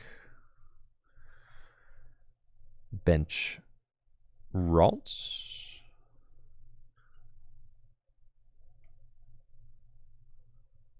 And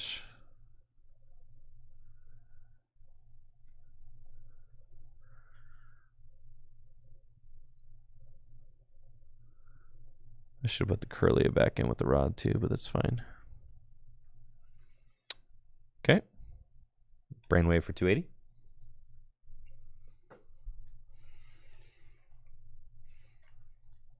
And I'll take my 2.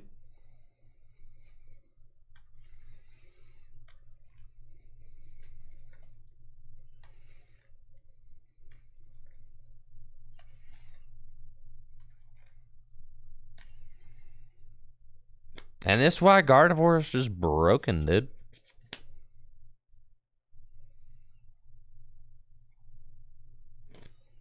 Like, I was getting walloped.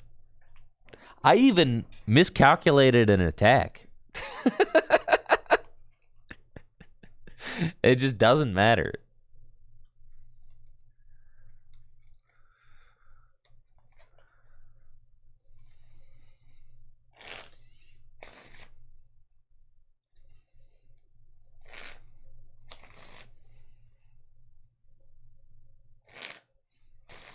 I mean, being able to hit through like a Gudra and just not care is insane.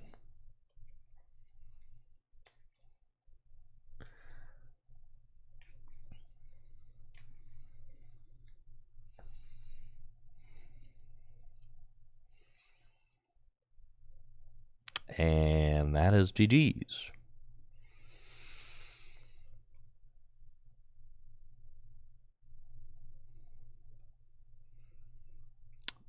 Put a 1.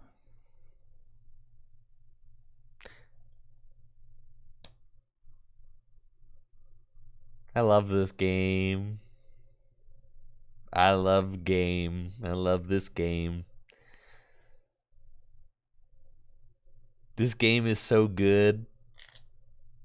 This game makes me want to play more Pokemon cards. I love it. It works so good. Man, this game makes me happy.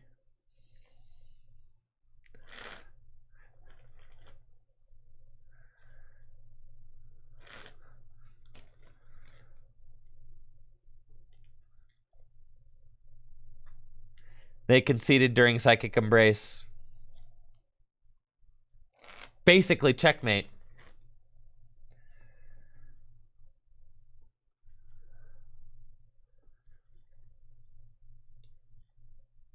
Now, maybe my Gardevoir will stop hovering eventually. What do you think?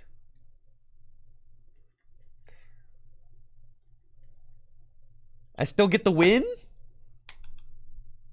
That's nice. Hopefully.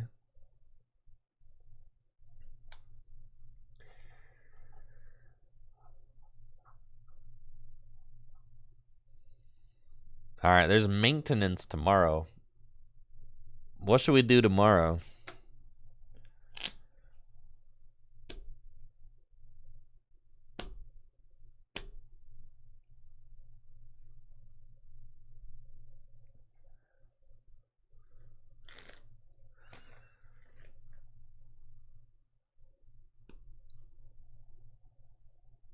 Level up. Collect rewards. Rant day.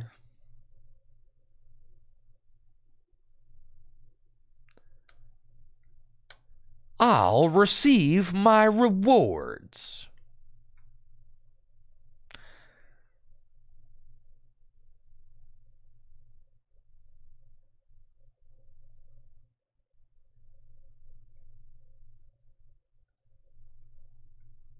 I do have JD coming in to stream on Thursday afternoon.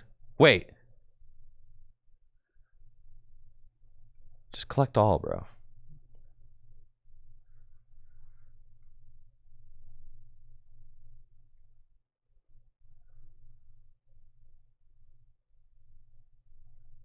Yes, I have JD coming in for GLC, Obsidian Flames GLC on Thursday afternoon. So JD is going to be streaming with me like Thursday at 2 p.m., 2:30 p.m.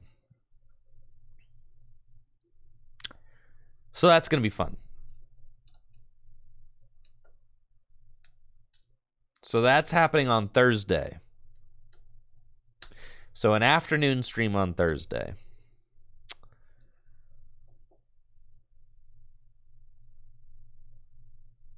Top 3 GLC ads in this set. Probably Entei, Palafin. Do I have to go 3? I like Entei, Palafin, Thundurus, and the punching glove thing. Oh, no, Jake, you're late. We already talked about that.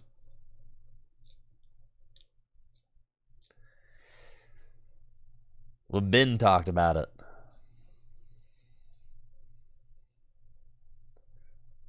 I'm talking about for GLC. The Zard is like the best card in the set. Yeah. I think the Cleffa is good too. Yeah, for sure. Cleffa's really good. And there's some cool cards. I'm most excited about Palafin. I think the Palafin art rare is the most handsome card I've ever seen in my life. It's a beautiful card, chat.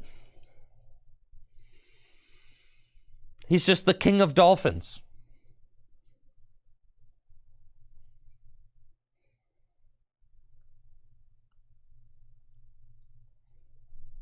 Togekiss is pretty neat. I like that it has free retreat. It's really good with Malamar.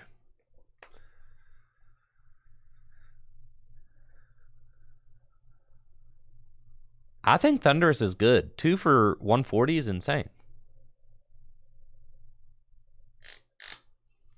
Cleffa is different than Beach because Cleffa, you can just use a ball search card and then fill your hand to 7.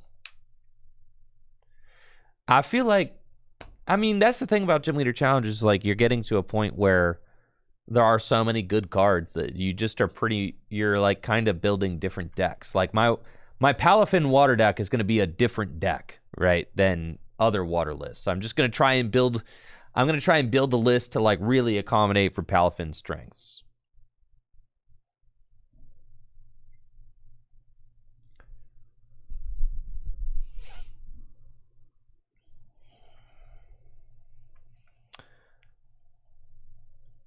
So I'm thinking about, all right, I've been thinking about how to build a really gnarly Palafin deck.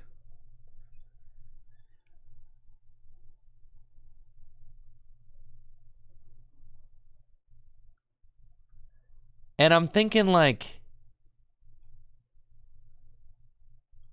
should I build like a spread build?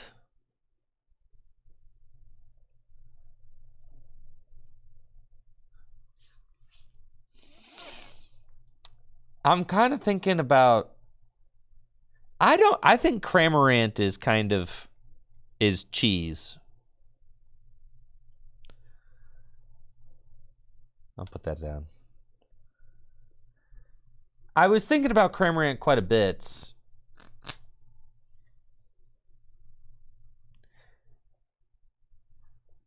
in order for, I know it's doable, but like you have to find Colress and then you have to find like Vacuum or Lost Blender. I know it's doable, but like, is your payoff for doing that like worth it? Is my question. What am I playing against?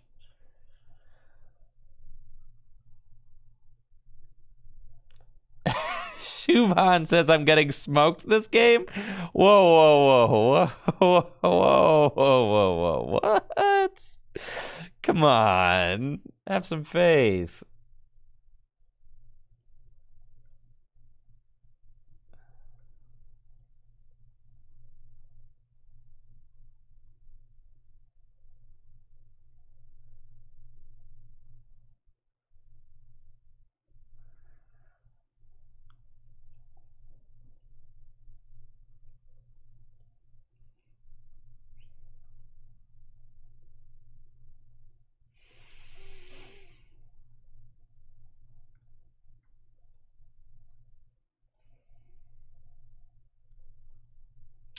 No Greninja.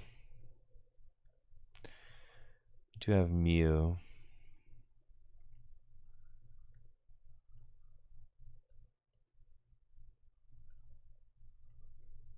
Oh, I guess I could have Shining Arcana. I mean, it just was not hitting it anyway. It's fine.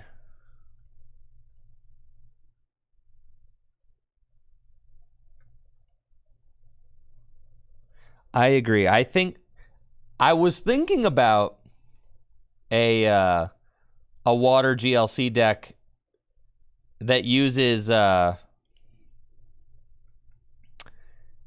cast form.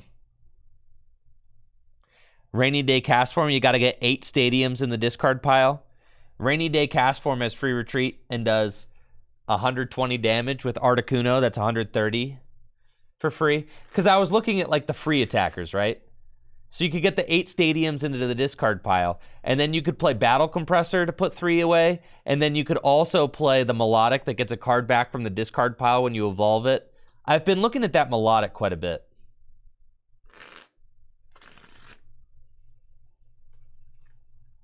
Because I'm thinking about playing that Melodic in my low-maintenance water deck, because it can get back Aqua Patch, things like that. But then I'm also thinking about Palafin as like a spread attacker, right? Because it does 30-30, so like you could theoretically play Palafin. Well, you could play Palafin with Greninja from Detective Pikachu, or you could play it with the Greninja from XY that places 30 damage when you discard a water, so it snipes 30. I've been thinking about that Greninja too. What is homeboy cooking over here? Like what is he doing? What is he doing? Is this a control deck, or like are you going to attack eventually?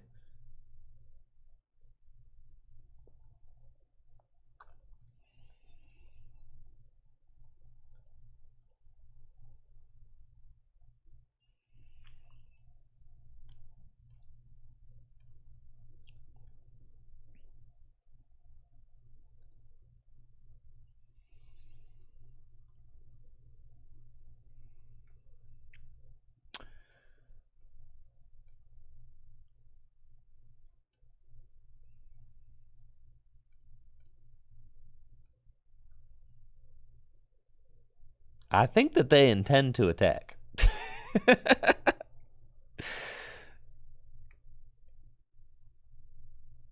I do believe that they probably intend to do that. Yeah. Mm-hmm.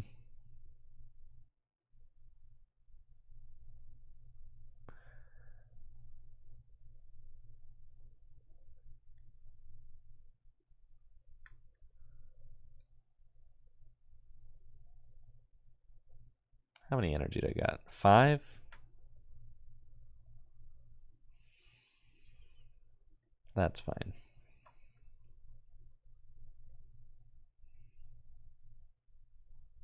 I got all 4 Guardy. Yeah.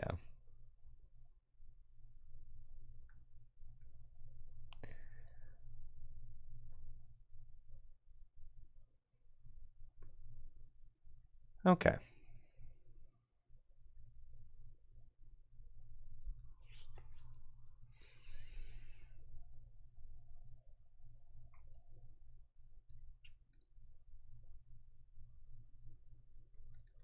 Nothing, huh? I guess I'll start attacking. Sure. Not too much else to do here.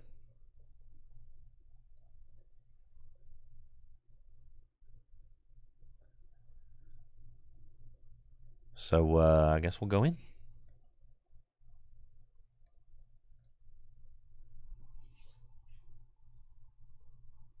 My opponent's waiting for reversal energy. All their Pokemon are basics.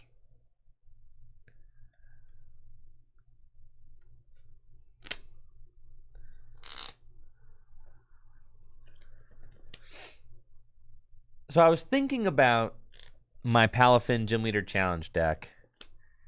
And I was thinking, all right, you could go like no energy acceleration, just with like Aqua Patch and Raihan. Or you could go like just the Frostmoth package.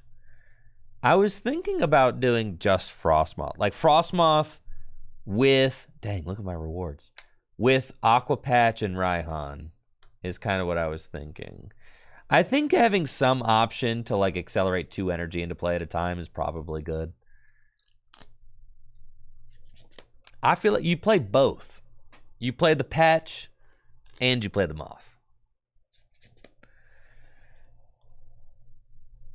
And then you play the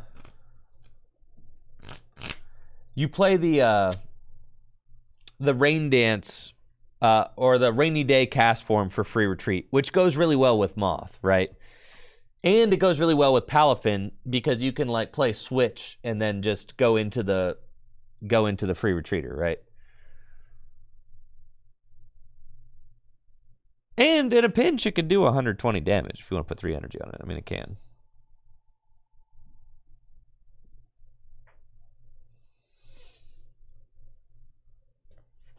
Well, Snow Cast Form's 20 damage to everything. Yeah. Well, that's why I was saying. I was thinking about you could play a water list where you're just playing the cast forms and you're discarding them, or discarding stadiums and then attacking for free.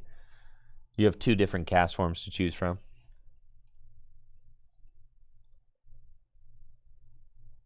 I see you are also playing Gardevoir. Well. We meet again.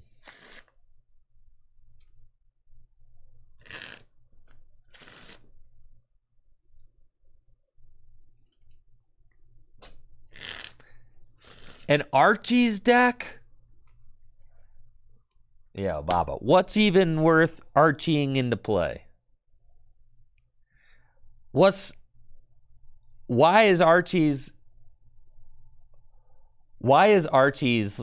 like worth doing? Like what's the, for fighting, I get it because like you have these broken fighting Pokemon you can like max these into play.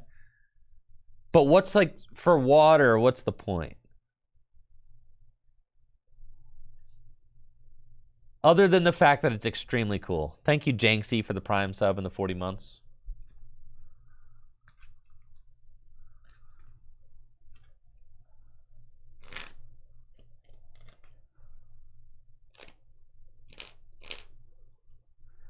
Archie's is short for Archie's Ace in the Hole.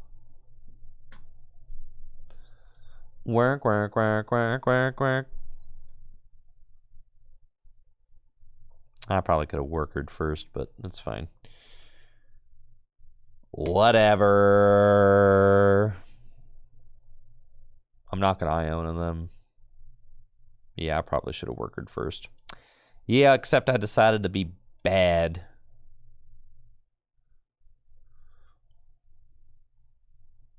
And I never get punished for being bad. Let's go. Okay.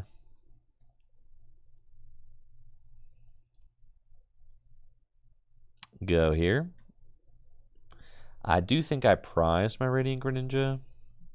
Pretty sure. Mysterious Tail. Well, getting the rare candy. All right, but there's a decent chance that they Iono this next turn, so then wouldn't we want to save the rare candy?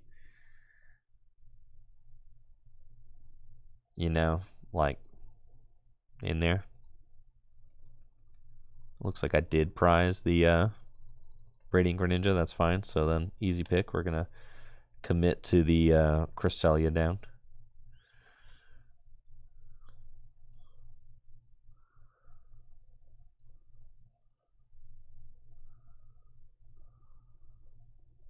Okay, go ahead.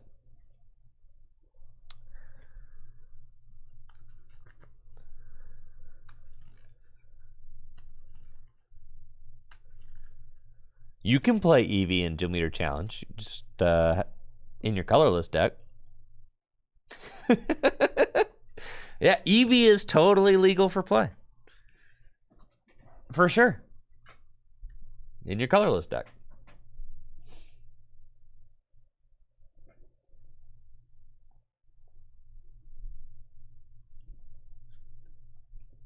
And just like Jolteon's legal in your lightning deck, and Umbreon's legal in your darkness deck.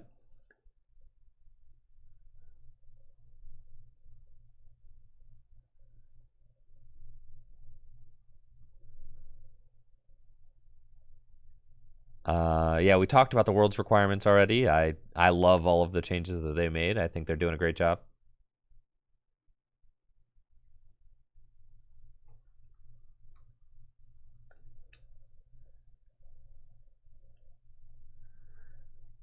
They increased pricing for what? I love all the changes. I love that they basically, you know, I love that they're no longer giving away automatic day 2 qualifications for Worlds. That's the biggest win in my book. It was a broken system that didn't even reward the best players, just the players with the most amount of free time and disposable income. Yes.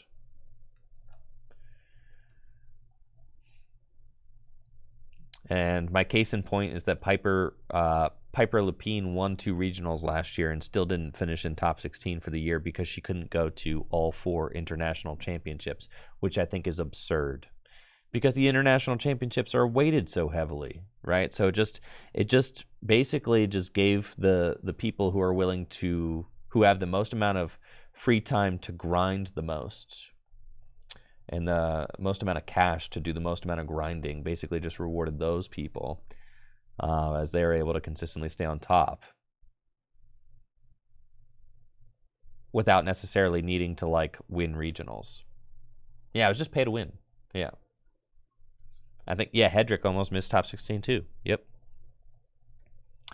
That's just classic pay to win. Okay. Now, my opponent missed the turn 2 attack, which makes me kind of kick myself for getting rid of the rare candy, but they could have definitely gotten it. Now, we want to get the turn 2 attack. So,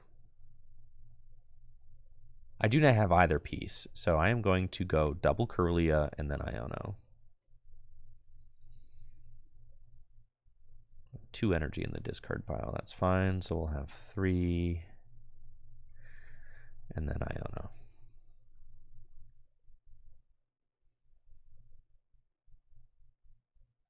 Okay, now we need to find rare candy.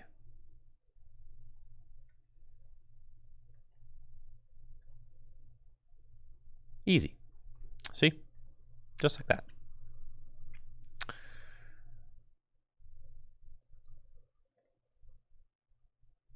And there's the Gardevoir. Easy.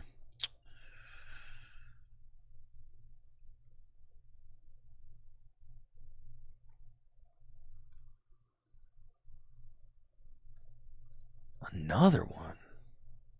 Oh boy. Okay. Sorry to break it to you, bud, but you're about to get sauced.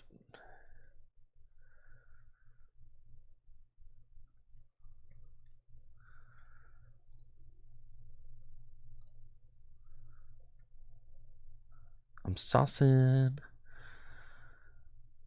Okay.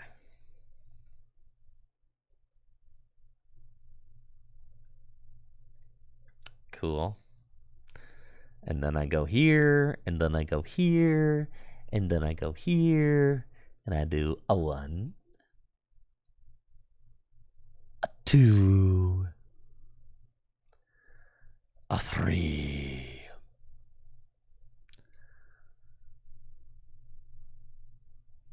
4.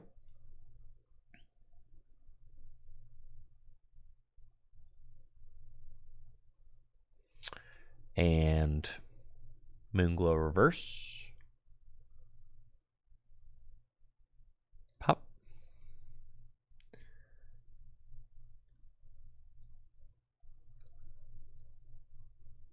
And we find a Curlia. Well, here we go. Now we're gaming.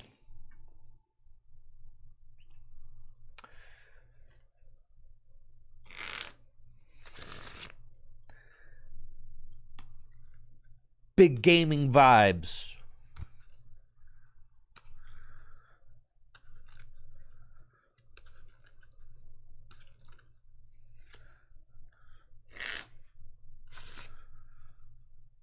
So at this point in the Gardevoir mirror, I mean, it's just basically going to be some Cresselia wars. Then eventually, you know, we're going to try and knock out each other's Curlias with Cresselia. That's kind of what's going on.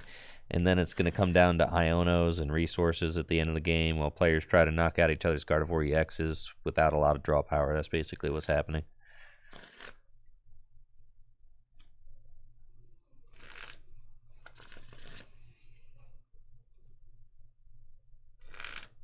They went first, but they did not get a turn 2 attack, so now I am in the lead.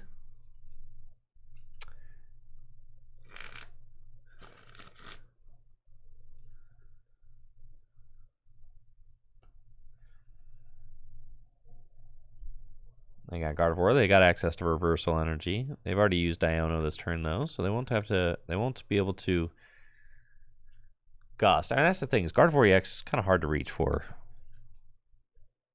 It is tough, especially when the opponent is when you're using Cresselia. It's tough because like you're spreading your energy out, and then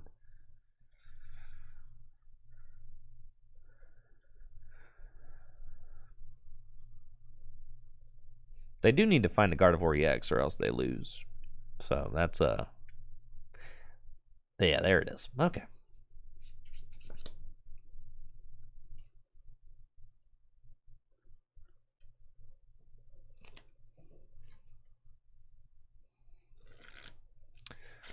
And it looks like it's Cresselia time for them. Now, how much energy do I have access to? 1 in my discard pile?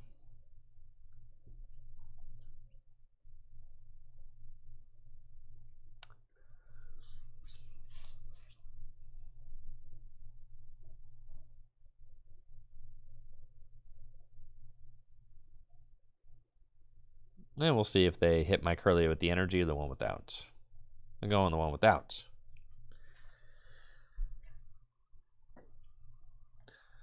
Okay. And then the attacking of the Curlias continues.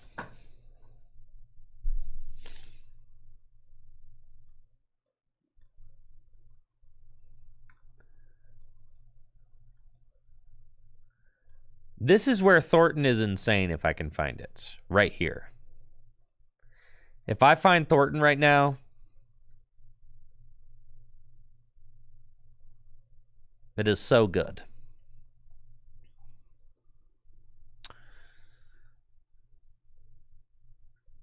Oh, I should have discarded a... Well, yes.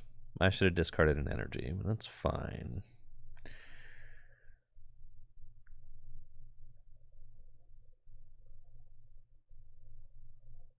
Okay.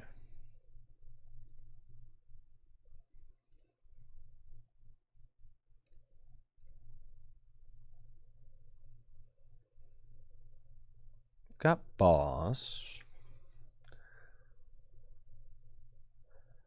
Oh, I like this play. Yeah. We do this.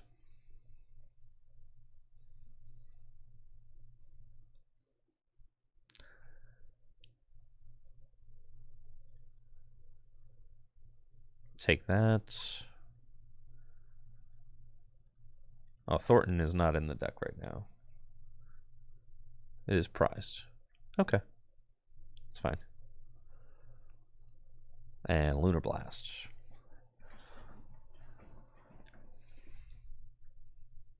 Cool.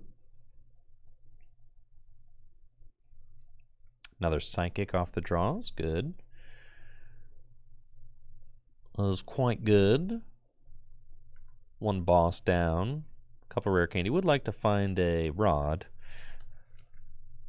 Put my Curlias back in. Or put my Ralts back into the deck.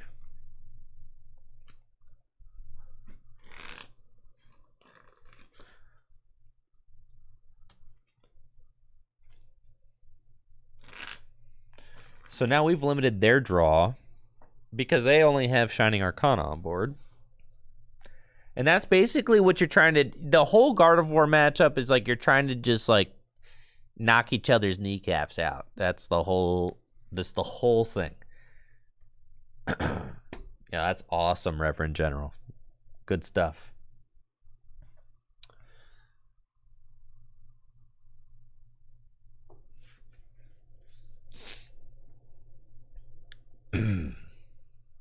How much energy do they actually... They still have 4 energy in the discard pile, so I mean, they could go Moonglow, reverse my Curlia again. But that's like fine. That's fine. If they do that, I may actually have to go knock out with Gardevoir. Whatever.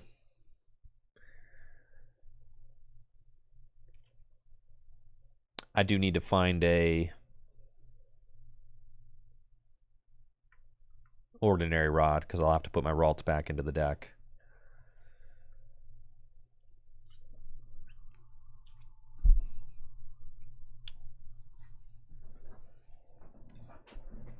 These Gardevoir mirrors do just take, I mean, they take a long time. They take a real long time. Yeah. Because, like, it's impossible to tell who's going to win here. Both players have, like, a very fair shot. And I really dislike that 50-minute best of 3 doesn't encourage these games to play out. It's like, okay, well, you know, it's just going to take 30 minutes. You know, it's just the way it is.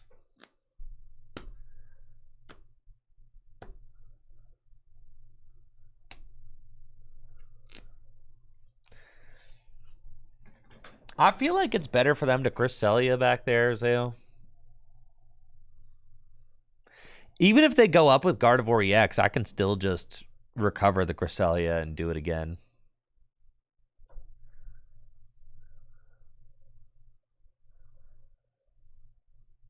All right, gotta imagine they're going, yeah, Cresselia one more time. They only got 6 cards left in deck to my 20. That feels pretty bad. They are at the bottom of their deck already. Granted, they went first, you know? So, like, yeah, they've had one more full turn of drawing and using refinement and all that.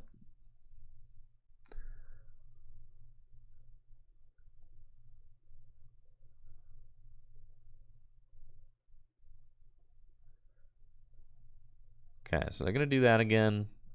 That's fine. Well, let's see what we can do. Research, that's actually huge. Let's Palpad, Boss. And Iono back into the deck. I feel like research just where I want to go, where I want to be. Yeah, just draw as many cards as possible. Okay. This is not good. I really needed to find a rod, right? Or else I'm just like losing.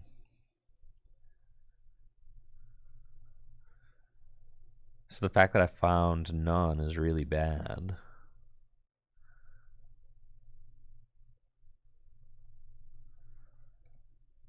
Huh.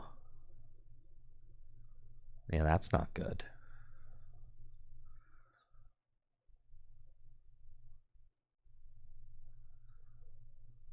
Okay.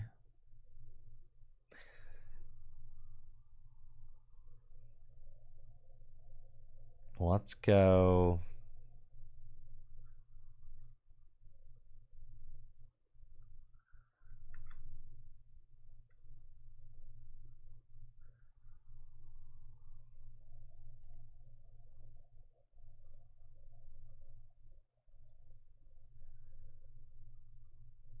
This is really sus.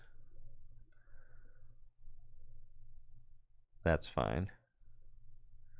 Not finding my rods here is like pretty devastating.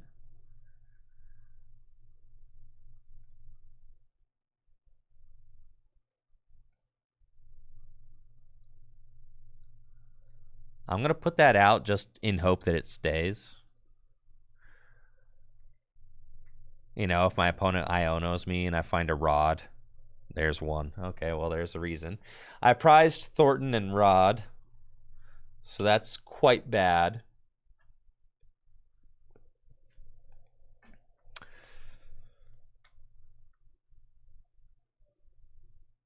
Because now I'm about to have 3 Ralts in the discard pile.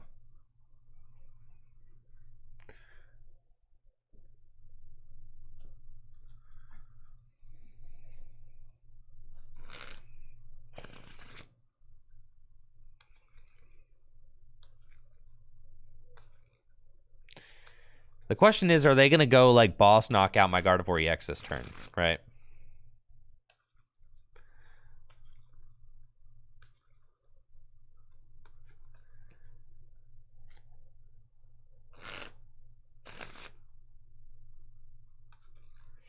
If they do that, it's probably just... If they do that, it's fine, actually. Because they'll have 2 prizes left.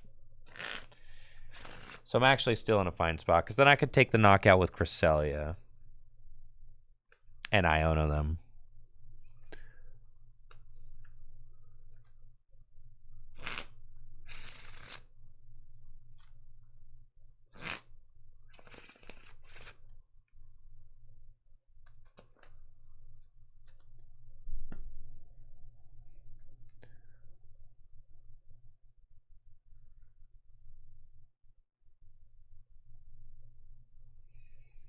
And they got their Ralts out. Please leave my Artisan there, please.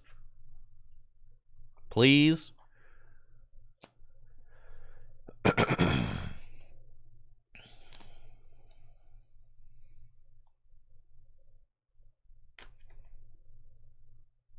Would you be so kind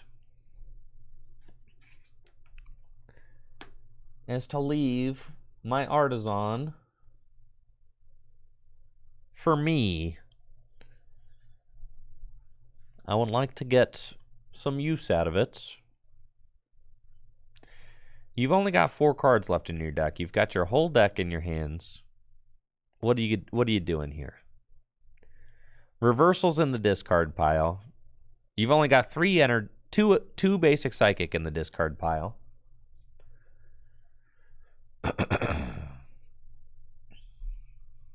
Okay, here's their Gardevoir.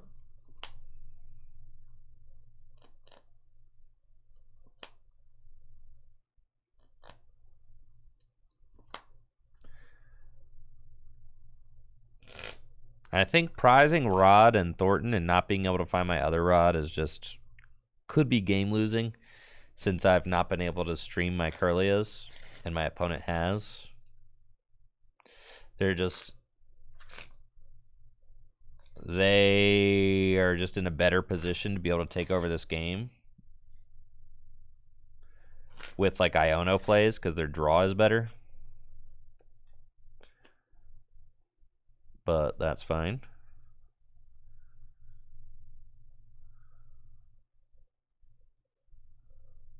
Okay, we're gonna go promote Mew.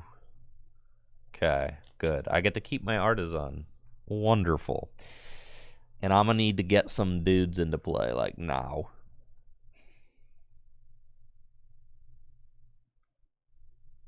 There's my Artisan. Okay. So let's attach Psychic Energy here. Iono.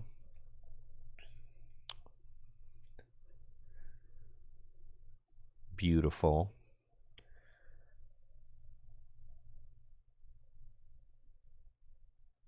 Mysterious Tail. Dang, bro, that is cringe.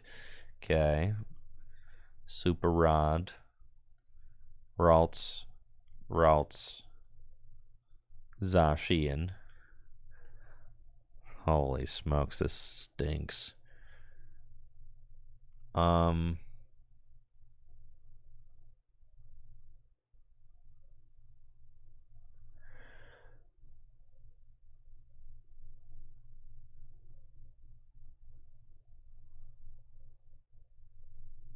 Okay, that's fine. Sure. I don't know that I'll have enough time to even get all these into play. Let's see, what's my other rods in there? 2 reversal in there. Yeah, I'm just bodied, I think.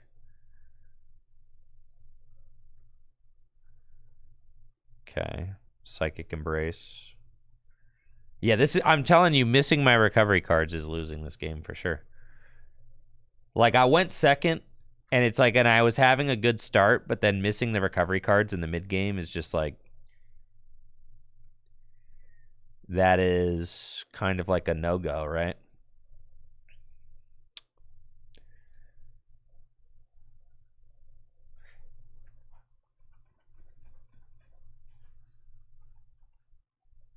It's really bad. I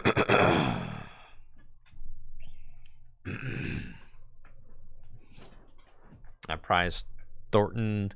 I would have loved to have Thornton somewhere in the mid game to help recover, but didn't have access to that.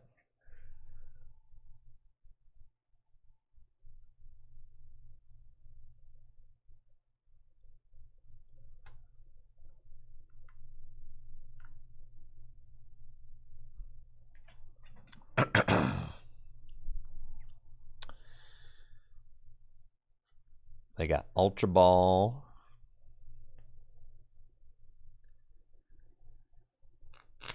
Could I theoretically hit a KO on Guard EX next turn? 4, 5, 6, 7. No. All right, they're kind of revealing their hand though. They don't have a lot going on.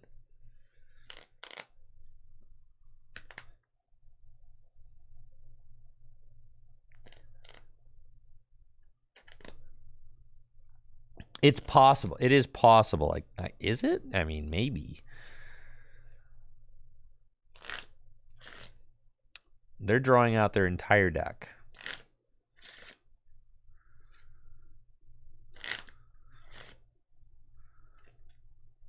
And they're going to knock out my Gardevoir EX, which basically is checkmate.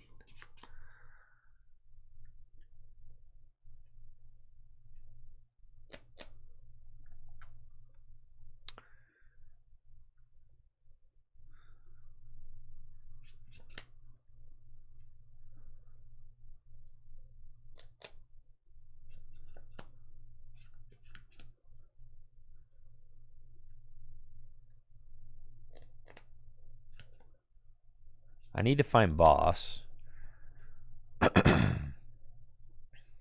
Got 9 there. 10. How many rods? 2 rods down. You got 10 in the reversal. No, you got 9. You just 1 psychic energy left. So 9 here. The reversal's down. Yeah. Okay, so like what? My win con is to gust up Gardevoir EX and Moonglow reverse. There we go. Okay. Rock and roll.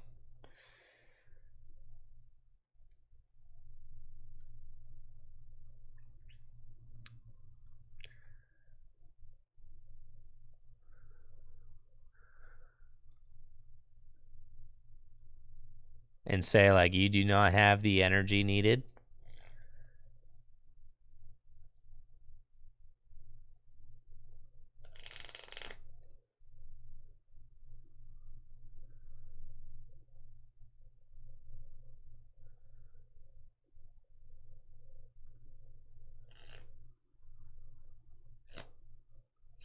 Yes, Jesse, we're all very excited. Yes.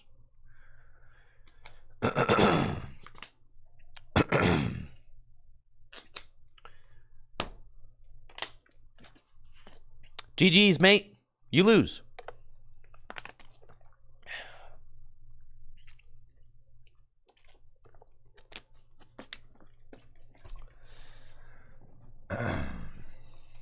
That's it.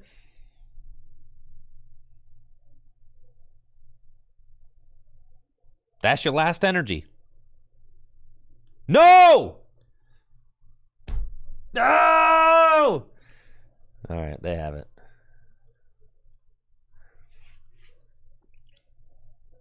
Yeah. That was sick, though. I had to go for my, I had to go for my out. But not hitting my, just not hitting my recovery cards. That's as much as it, that's what it came down to. Didn't have them. So, that is what it is.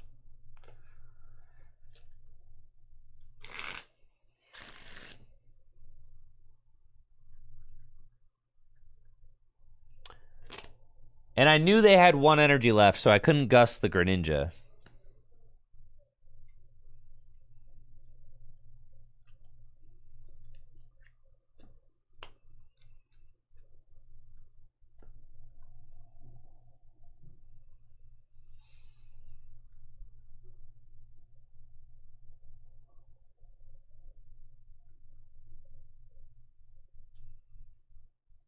I think the turn I like researched and didn't find a rod, it was over. It was over right there. I was down to like my last attacker. We hadn't seen the rods yet. I prized one, prized the Thornton. And that's just like low variance. I mean, that's just bad variance, right? Like usually you won't prize two of your recovery cards and you'll find them, but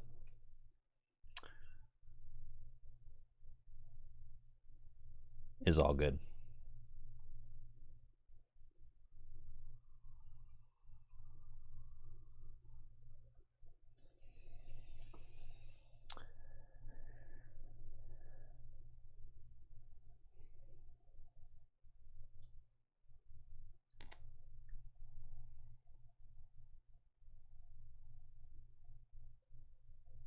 Okay, here they go. They got Mew and Greninja.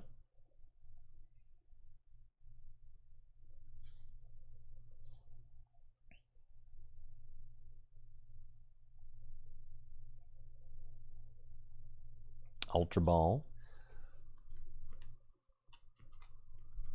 Well, let's see. What should we do tomorrow?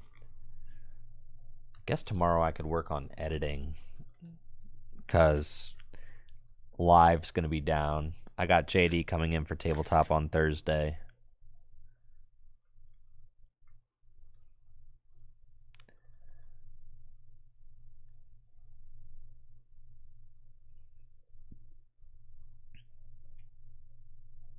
Oh, that's it's fine. Never punished.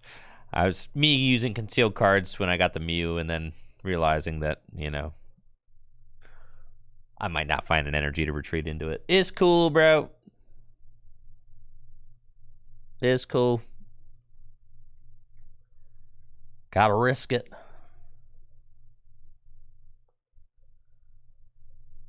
Mysterious Tail. We got an Ultra Ball. An Ultra Ball, you say? They've only got 2 Ralts down turn 1.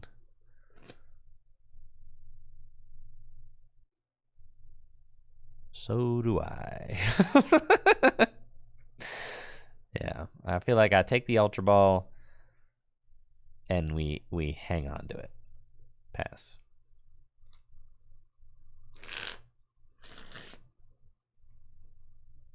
I feel like since they went 2 Ralts, I'll go. That's fine. I got 2 Ralts too. Swing and a miss on Mysterious Tail.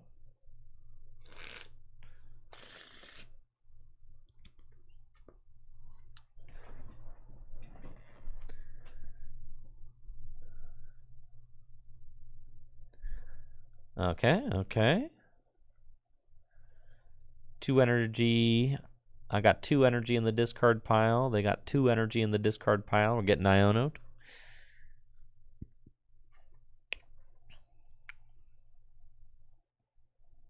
Okay.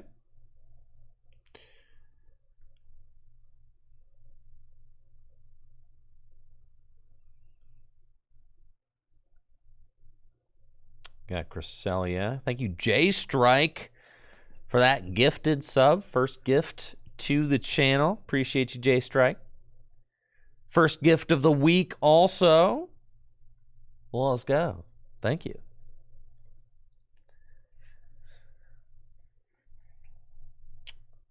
Okay, they're going double Curlia.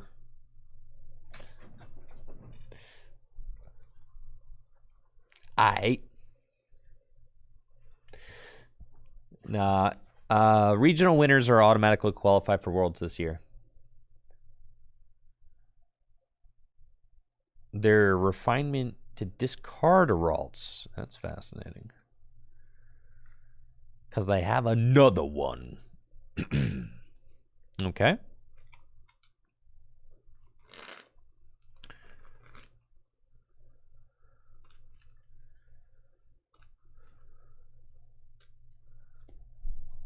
Okay, check this out. Y'all ready for this? You're not. I don't think you're ready for this jelly, all right? I don't. Frankly, I don't think you're ready. I don't think you're ready for this jelly. I don't think you're...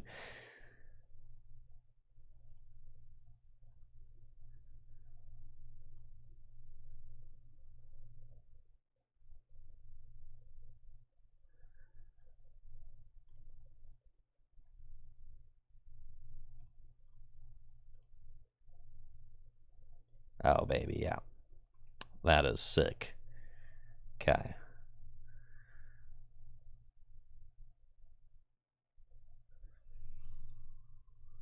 Would really like to find another energy if I can.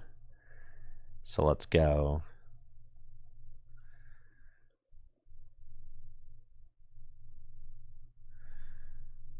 Curlia here. And refinement again. Okay. Yeah, I'm about to Thornton, all right? Hang tight. I'm about to.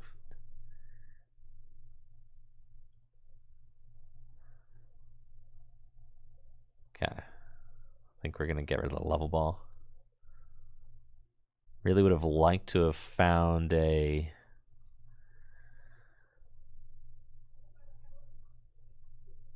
Would have liked to find a psychic energy. We're a little dry right now, but that's fine. So let's...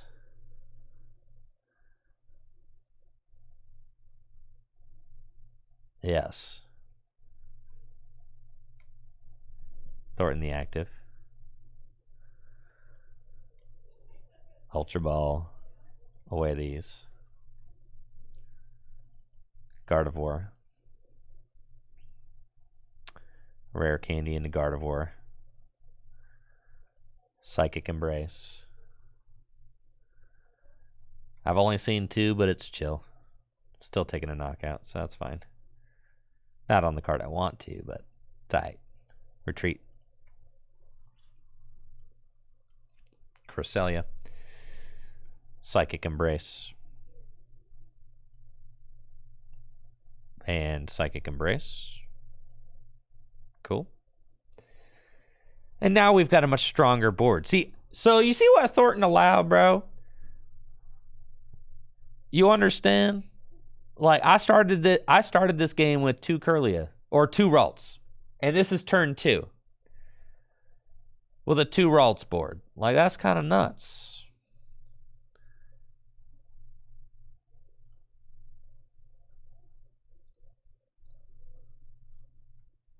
Alright, those 2 going back in.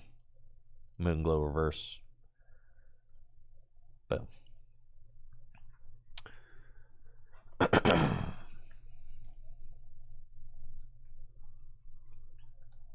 Okay.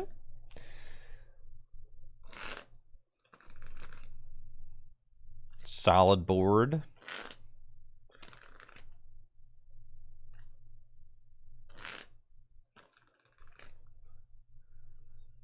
We didn't prize too many recovery cards this game, so that's good. They're going to Iono me up to 5. That's great. Thank you, Yep Croc, for that Prime sub in the 13 months. Appreciate you, Croc. Thank you. Shout out to all the primers out there.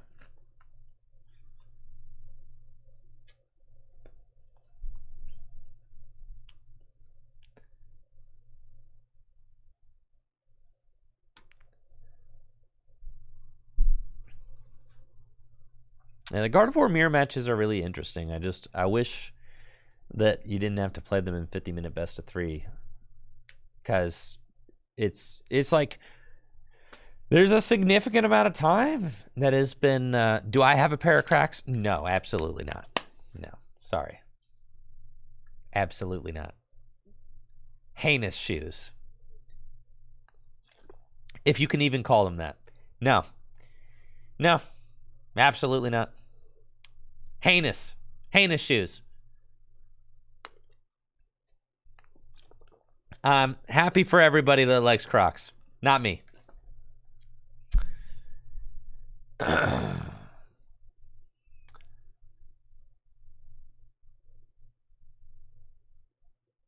Listen, bro.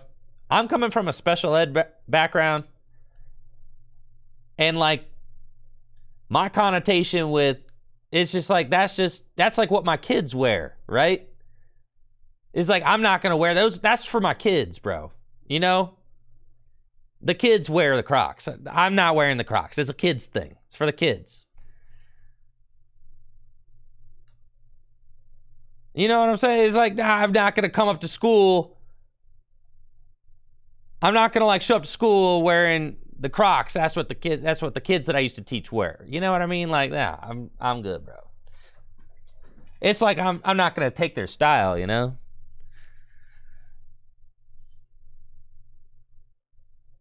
I like my Birkenstock. I'm more of a Birkenstocks guy. If I'm wearing like a comfy, low effort shoe, it's my Birkies. You know?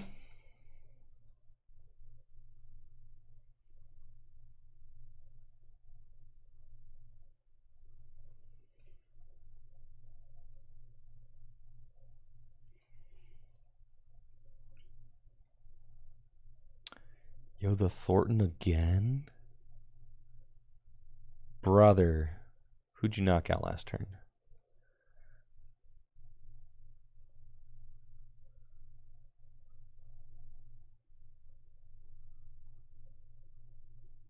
Two energy. I need more energy. But just think if I Thornton, bro. Just imagine it.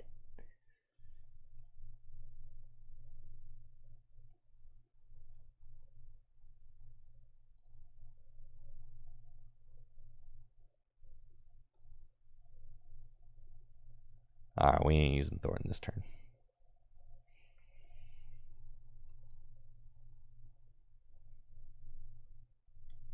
Sad, really. But I could Thornton. No, I can't. Well, what if I Shining Arcana? Got 2 in the discard pile. We should just research. All right, quit being cute.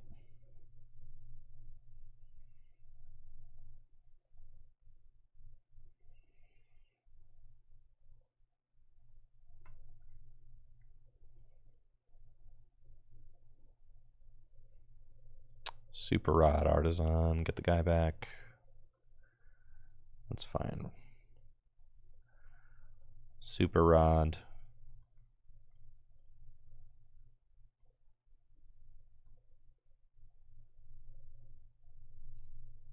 Artisan. I should have Shining Arcana before that, I think. Yeah. It's fine. It's my bad. Shining Arcana. Okay. Still a little low on energy, but that's okay, because I can just... They only have 2 energy in the discard pile. Yeah, I think it's just a attack with this guy angle.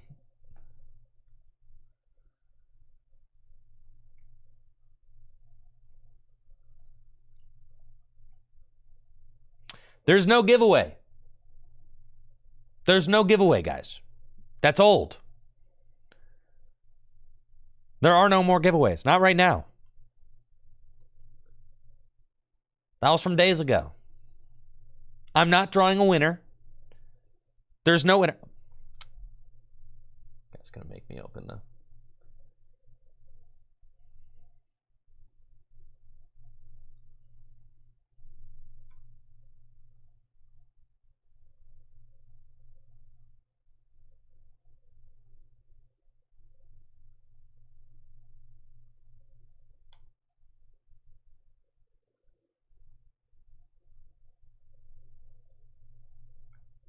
There's no more giveaway. There. I canceled the giveaway.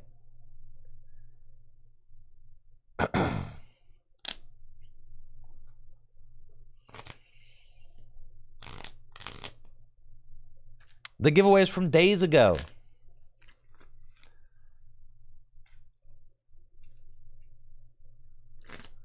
You want a winner? There was a winner drawn days ago.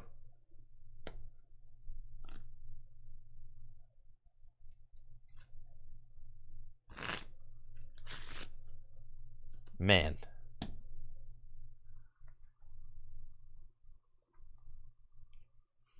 You want to know why the microwave exists?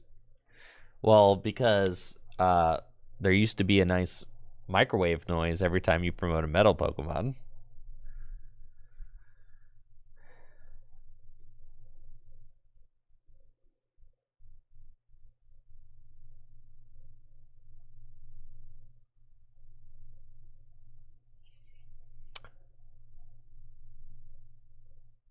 Alright, so they're going to knock out my Guardy with their Guardy.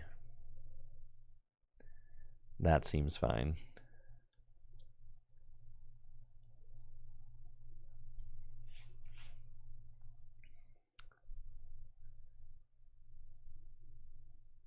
So then after they take this guy out, I should be able to Cresselia pretty easily.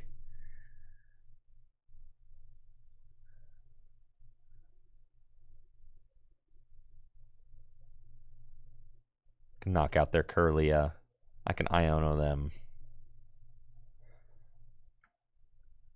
I'm upset I had to get rid of my Thornton again. I would have liked to Thornton again, but that's fine. I'll live.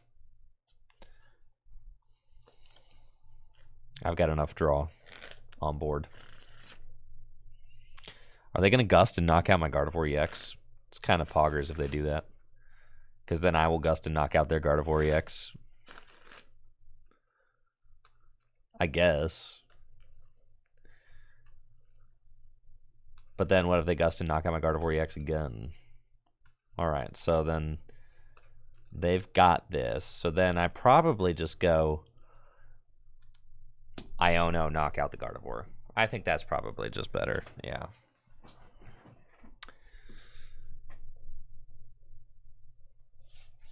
Yeah.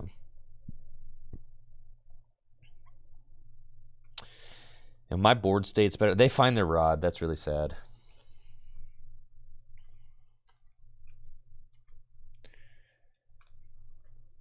So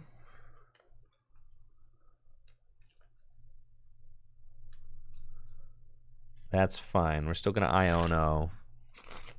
Still going to Cresselia. So that way we're not sacking the Gardevoir. We only need to do 40 damage to the active. That's fine. And they're going to Palpat. They've only got 8 cards left in deck. That's fine. But now you're like enabling my reversal energies now. Which is pretty cool. It's pretty gamer, right? So I need to find a Gardevoir EX, which I do have in the deck, as well as one Ultra Ball. So it feels like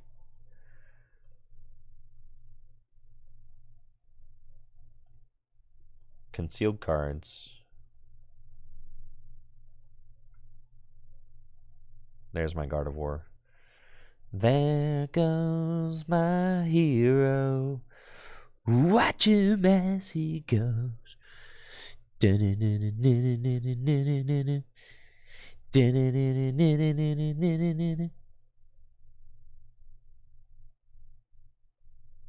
Wondering if I should commit my reversal to the Gardevoir. I mean, that's kind of a gnarly play if I do. Where's my other reversal at? In the prize cards. Yeah, what are the odds that they gust up and knock out my benched Gardevoir? I feel like I'll leave it. All right, we're going to leave it in the deck. I don't know.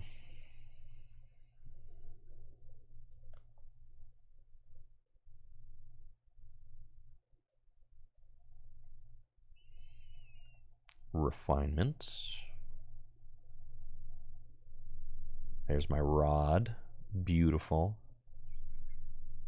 Everywhere I go, I keep the rod with me. 2 chains. Okay, there we go. Put those guys back into the deck. Artisan.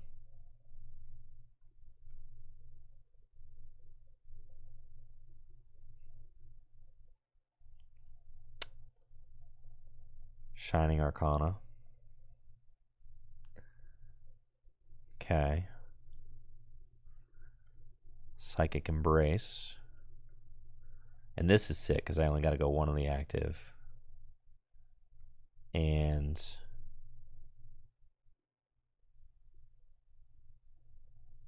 Co-19's become Archie's pilled. That's so sweet.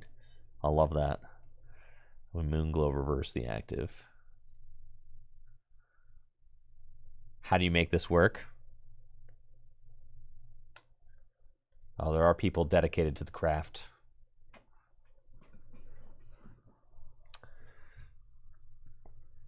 Okay, they've got 18 cards left in deck. They've got 1 Shining Arcana, 1 Radiant Greninja. Okay, so if they take a single prize this turn, and then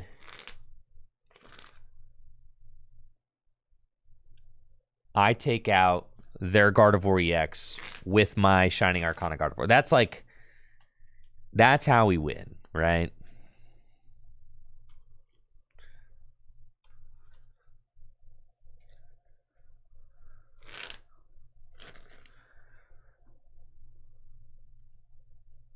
But then they need to not be able to knock out my Gardevoir EX.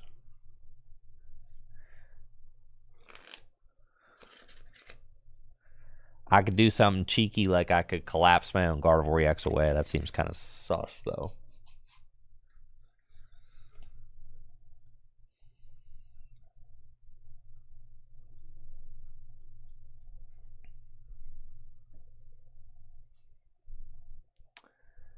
I'm telling you, the punching gloves are broken. That card is good. Those punching gloves? Sheesh. Gardevoir is not going to like those.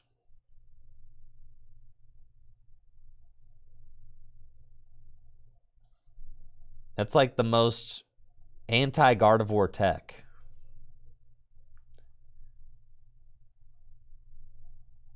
All right, so they've got Gardevoir and Iono. I'm getting Iono to 3. They're Ionoing themselves to 3. And we find Curlia. But look how much draw I have. Yes. So good.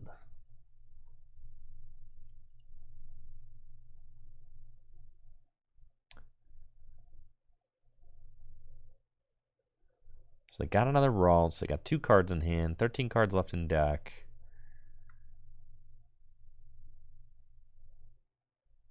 And basically,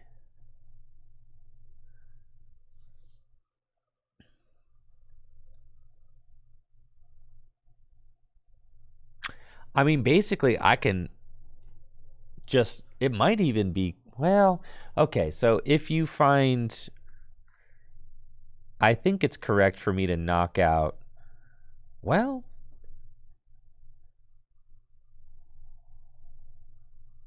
if I knock out the Gardevoir, then you need boss with Zacian for game, right?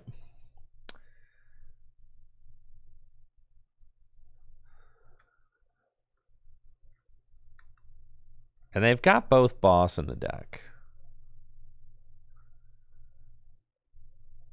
Well, now they're preloading. Which, because they're taking the knockout with Gardevoir. Why you would do, oh, because they want their draw power. They're saying they're more likely to win. Got it. If they get to keep their draw power. Okay, I see what you're saying. Okay, so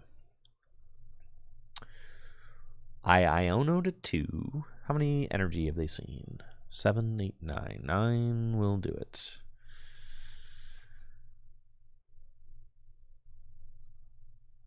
I got any Pokemon left in here? I do not. I've got Zacian. I've got 2 boss. I've got an Iono, collapsed. No recovery cards. Reversal, etc. Okay. So, conceal cards. Now we have the boss option. Refinement.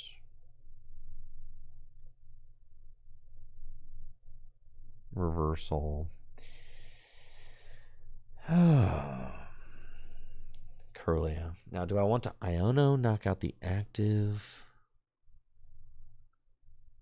Do I want a boss?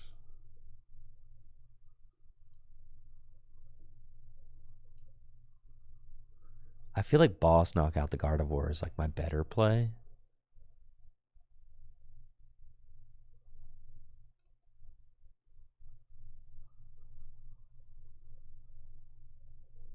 I think.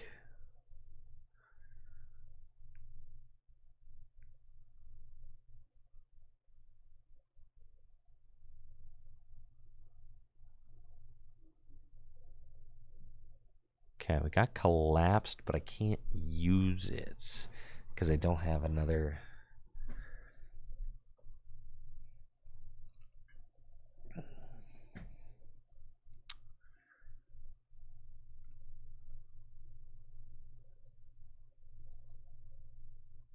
Boss up this.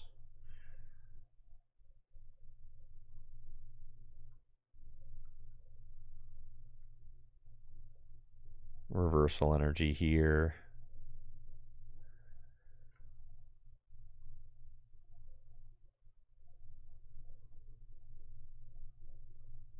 Collapse Stadium so they can't like Luminion easily. And Brainwave. I think this seems fine. If they have Zacian V boss in that hand, then I like, what else could I do, you know?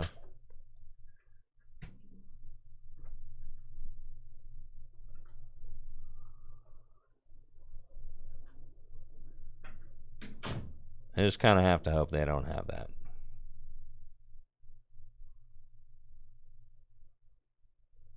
But both of these Gardevoir mirrors have just been like going first. I mean, it's like going first really matters because if both players do well, then it's like ultimately the first person to set up is favored.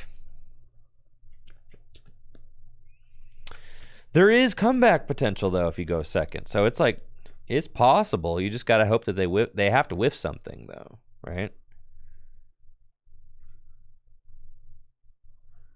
Aha! Yes, you had the boss, but you did not have the Zacian. Let's go, baby. Let's go, baby. Let's go. Let's go, baby. We did it. We called it.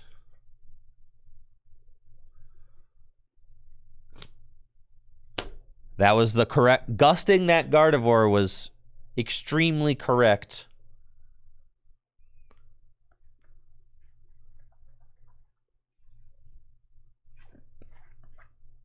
Which is why they were trying to save it. They're probably going to Moonglow reverse my Kirlia and hope that I don't have it.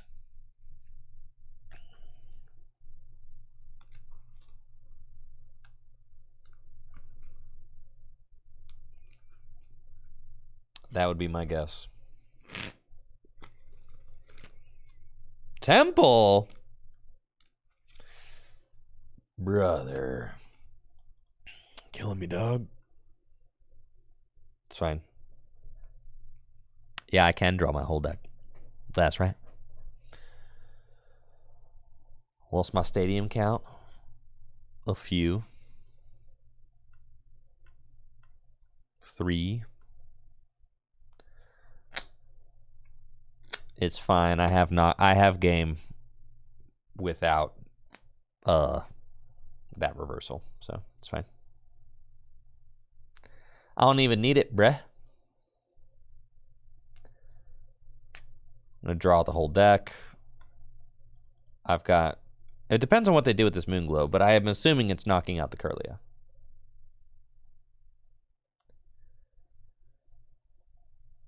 Actually, no. It's just, all right, so now my win con's even easier to get. There's boss in the deck. Perfect. Okay. Concealed cards. Whoa. There we go. Refinement.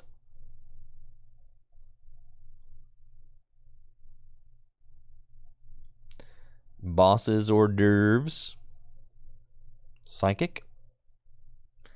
And we Psychic Embrace. A 1. 2. 3. 4. 5. And GG's.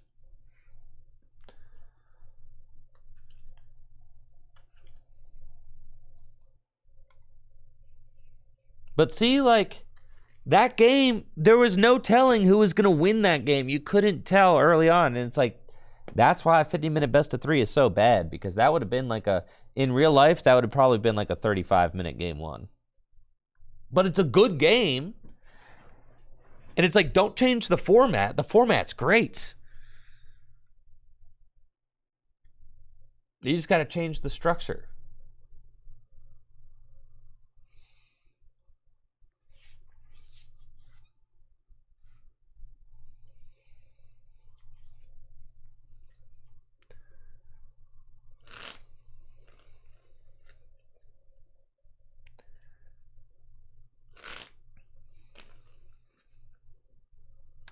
$90?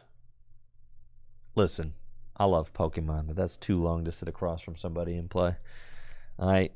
Only if I'm in Top Cut do I want that. Nah. I'm chilling, bro.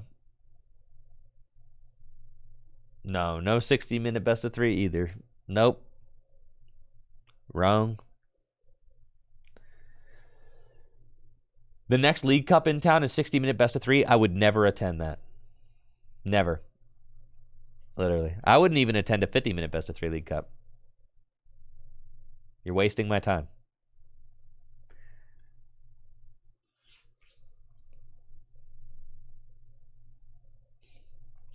Best of 1, baby. Best of 1, or I could see 50-minute best of 2. Best of 1 does not stink, Kaisel. No. Best of 1 is goated. Y'all need to wake up. Not best of 2. 50-minute 2 games. Each, winning a game awards you a point. So, like, you either end, each player can can get 1 win, which would get them each 1 point, or you could win both games, which gets you 2 points.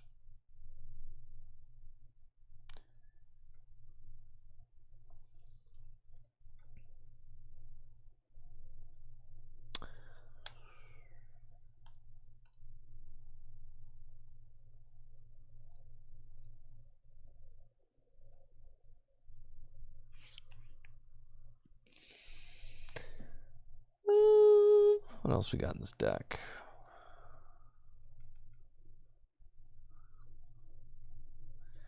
Just want to protect against, like, escape rope, so we'll do that. Nah, I'm best of one. Best of one. Best of one.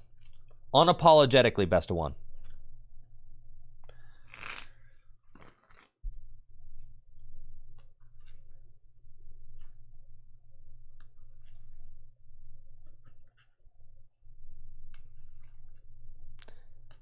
Yeah, get ties out of here for sure.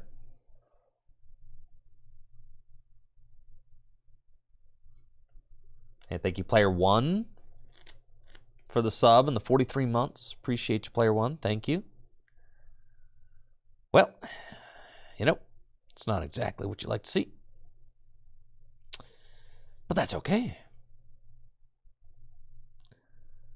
Turn 2, Judge Path.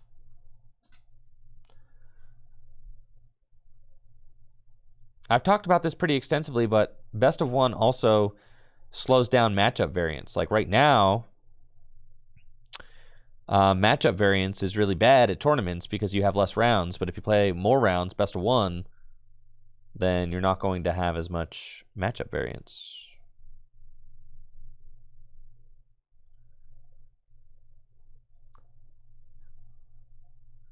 That felt bad to do, but it was necessary.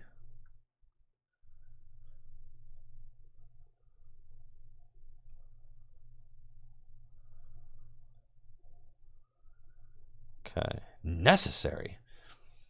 Yeah, let's go. Run back in, Mew Gardevoir. Do that. If your deck is bricking, then build it better. Brush off the brick and move on to the next game.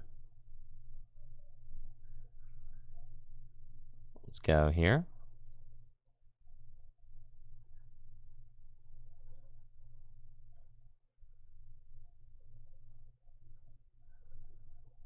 Retreats.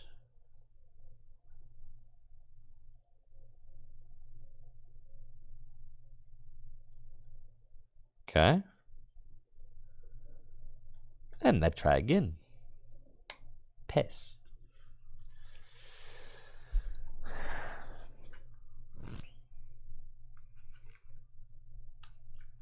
The game exists in Japan as best of one. The best players consistently do well.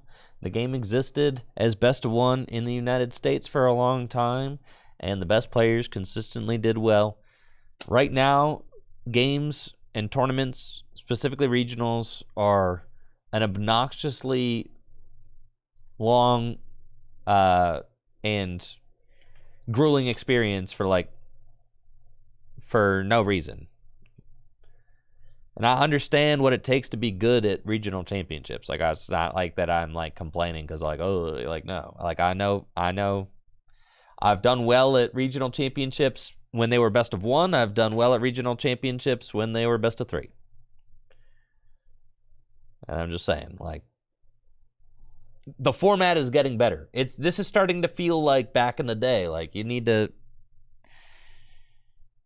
like Gym Leader Challenge, the games are drawn out, right? The games are drawn out. They take time. There's, like, you're not going to play a 50-minute best of 3 in Gym Leader Challenge, right? And it's like standard is slowing down. The games are getting more complex. You're not going to You're never going to finish 50-minute best of 3, right?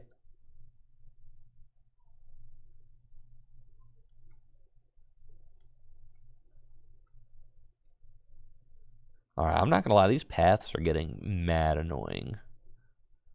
Okay. Like turbo annoying.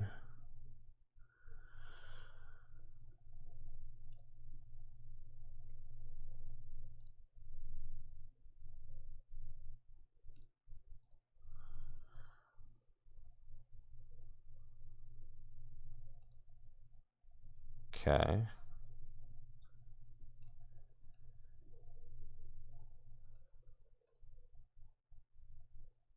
Okay. Let's go, baby. Box of disaster. Bro, you're really out here saying I'm taking no L's, huh? This guy over here. What the heck? Box of disaster looking. Okay. Box of Man, box of disaster. This guy, I think he is. Box of disaster.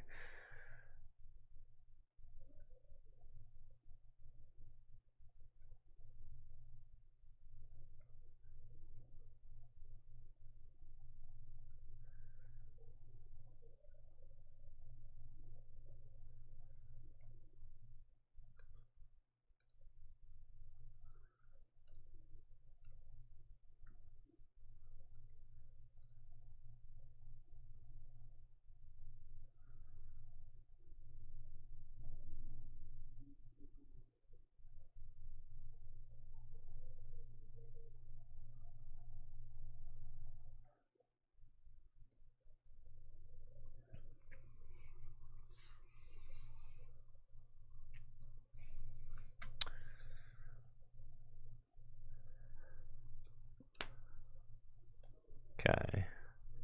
Guys want to see something cool.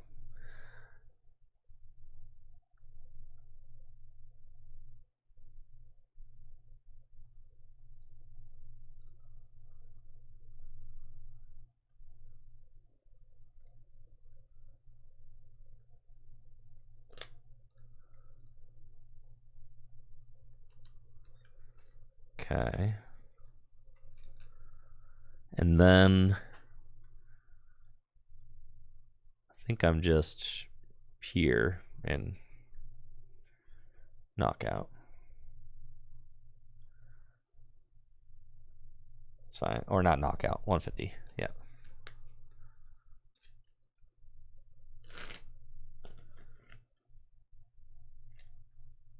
And then, because I don't want to trigger box a disaster. Yeah. So that's fine. And I didn't put any Pokemon V for them to knock out. So I'm basically going to go knockout, knockout, knockout the next 3 turns. So we're kind of like just biding our time. They have another path, another judge. I mean, it's so annoying, right? But like, okay. But I've got, let's go, baby. You're cooked. Your goose is roasted, dog. You thought you came at me with all the technology, and your goose is still just more roasted than ever. Okay, let's see. You came at me with some malicious intent. That's right.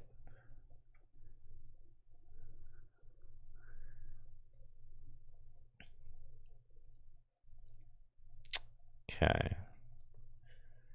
Refinements.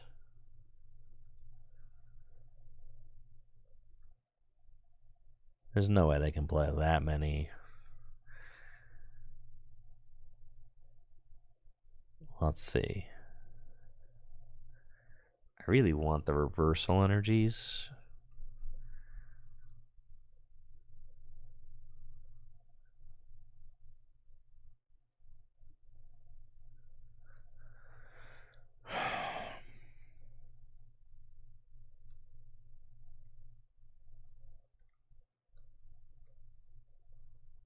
All right, I have boss.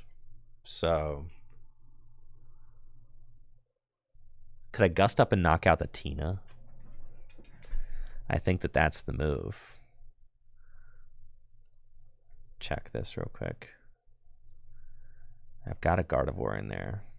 Yeah, that's the play. Okay. So then we go here.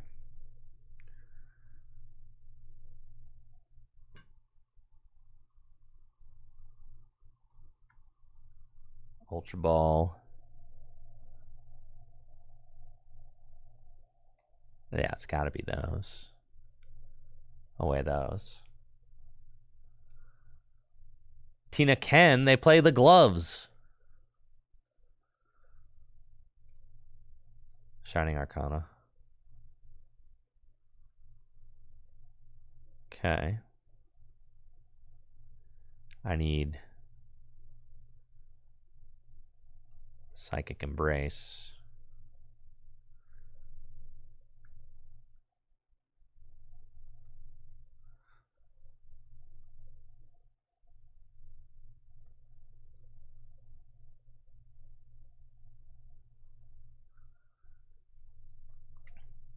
Okay, 1, 2, 3, 4, 5, 6, 7, 8. Okay. I mean, this feels really bad. I am definitely like struggling right now. But, you know, it's what I have to do, so we'll do it.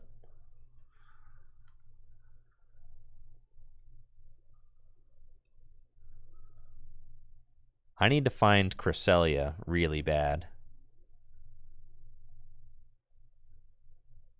Cresselia would be sick. All right, this is a lot. All right, that's the 4th path. That's a lot of path, man. Are you not tired of these paths? All right, well, they have put me in a very compromising position.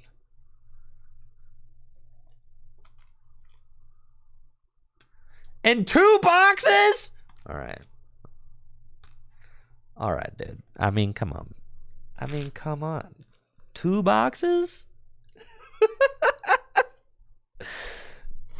Come on, man.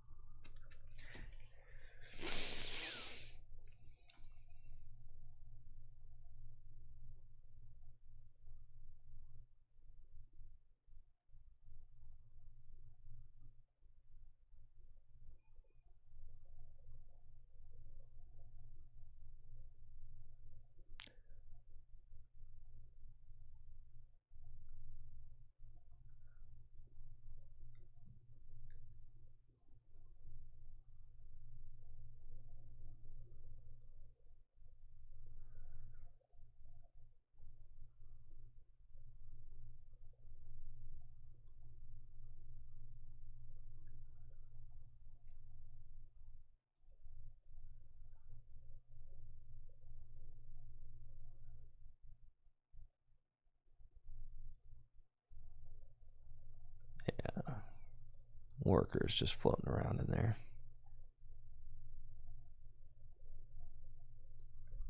Sad.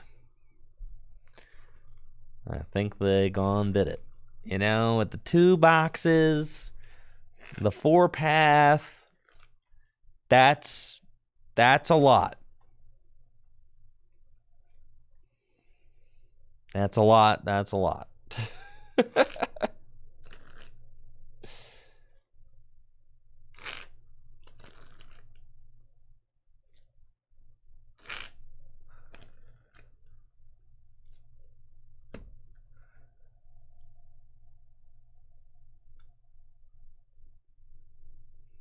Espeon VMAX, that stuff do not matter.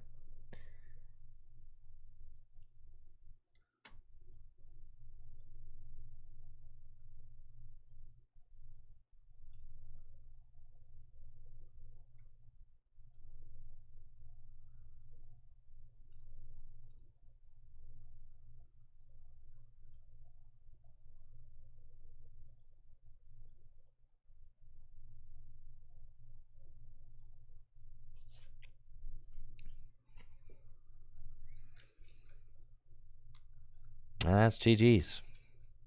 Yeah, that was really ugly. Not gonna lie. Path every single turn.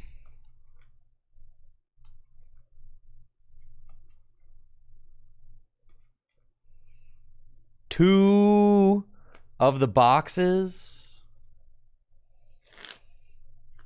Yeah. That person did not want to lose to Gardy. That's fair though. Someone comes at you like that. There's only so much you can do.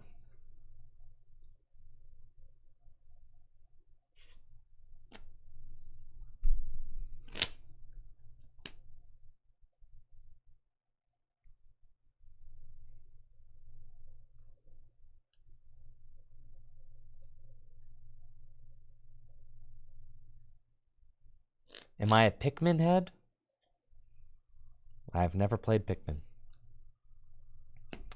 So I suppose my answer would be no.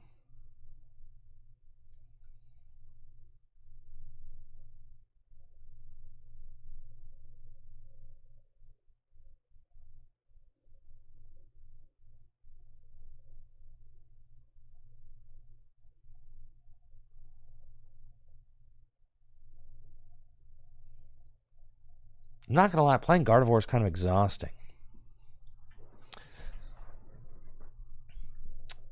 The games take so long. You know, what if you just played a deck that was, you know, simple? Like Arceus. Put energy on guy. Go boom. You know?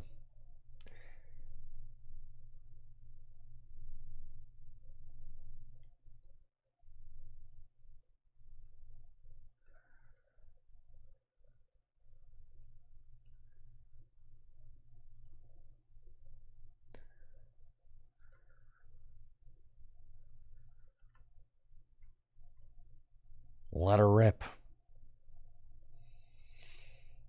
Cool. Cool. What's the Hoopa V for Urshifu?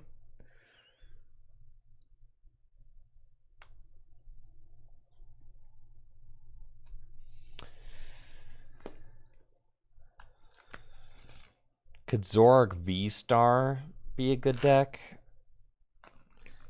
No.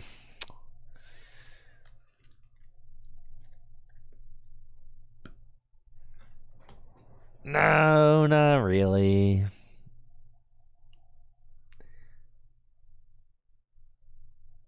I feel like it's fine. Like Zorg V-Star is fine.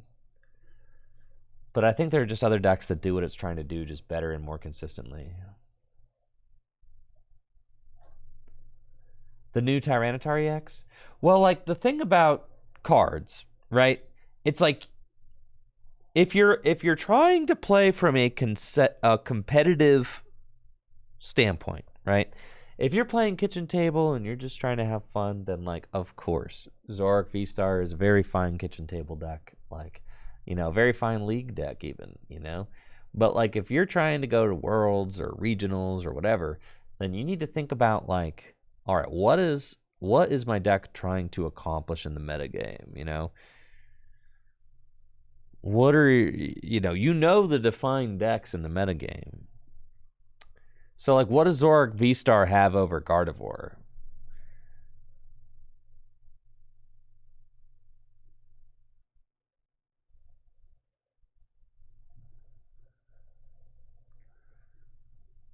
You know, what does it have over Lost Tina?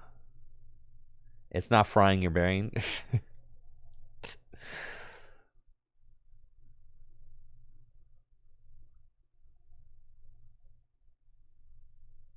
Bro, with the Lost City, could you please not?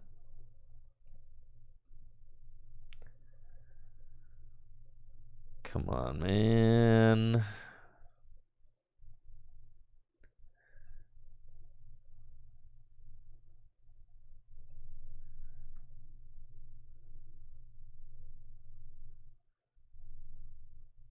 Come on, man.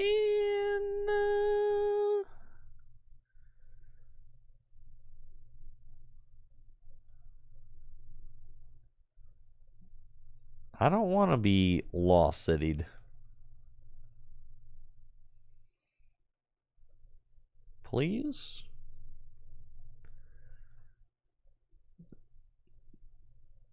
Okay.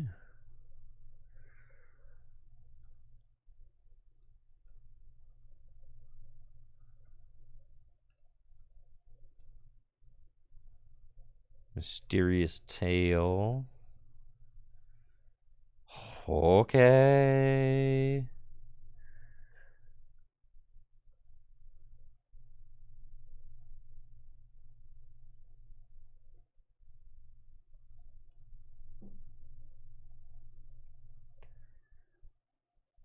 Pass.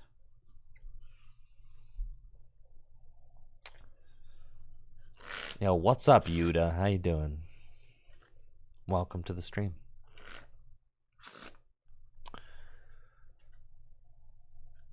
Well, there's a scary amount of dark Pokemon in this deck.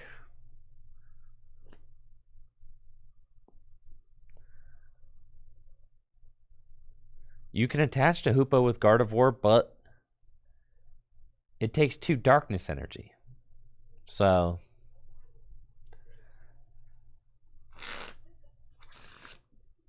yeah, it's not really viable to power it up. You'd have to attach 2 darkness. All right, we got Medicham up in here. Okay, we got Umbreon up in here. Up in here. Up in here. See? You ain't got nothing. Nothing. Nothing. You ain't doing nothing.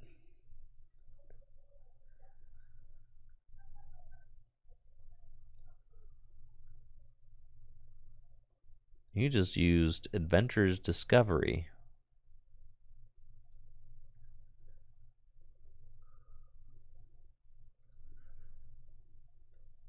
Funny enough, though, I also am on my way to doing...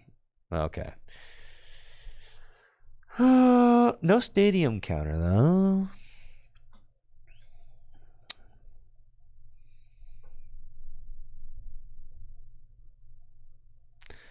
I've got no Cresselia in the deck. Cresselia would be sick. Man, you're killing me, dog. Cresselia's in the Lost Zone? Whoa. Whoa. All right.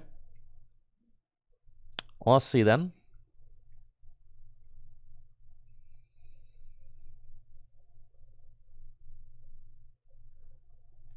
Five energy in the discard pile. 6 to retreat.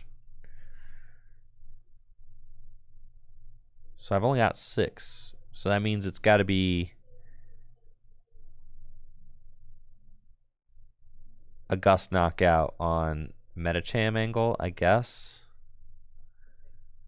Because 6... No, I can knock out whoever I want. All right, yeah, 6, 180, 240. Right. All right, I mean, like, I could at least knock out the Umbreon. Which is probably, like, fine.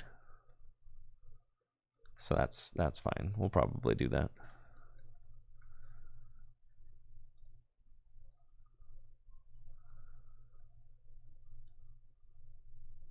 Yeah, this guy. This gamer right here.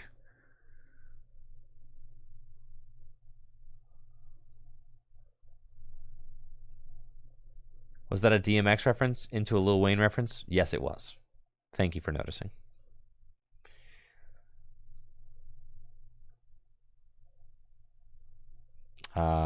4, 5, 5. It's 210. Okay. There we are. Very nice. Okay, all my ducks in a row. Blammo. Okay. Now the hope is that, you know, if you lost zone my Zacian, that's fine, because then all I need are 2 more major attackers. You take the lead. You unlock my... Don't you dare gust up my Gardevoir. Why would you do this? Why would you do this? Why would you do this? Why would you do this?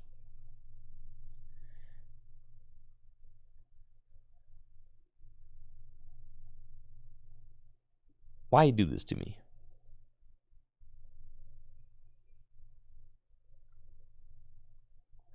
Please do not do this anymore. I wish that you would stop. Okay, we're promoting you.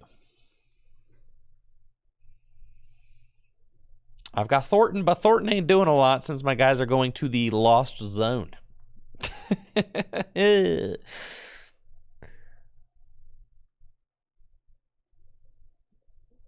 Got another boss? Don't want the boss, though. I don't think. Well, the boss is not bad, because I just can go bop Metacham.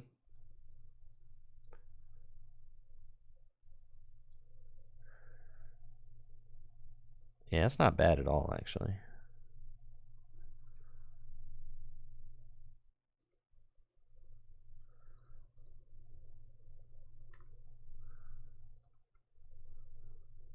I do not think I'll be able to utilize this Thornton effectively.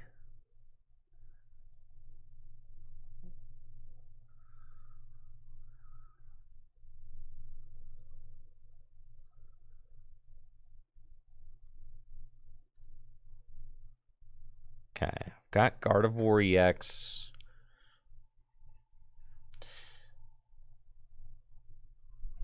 I feel like it's... We don't give them an opportunity to... I've just not been seeing my stadiums, which is fine. I'm not even mad about it, dog.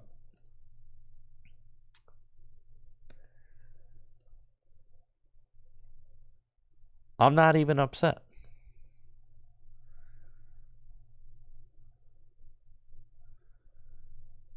Okay, I feel like I just keep those.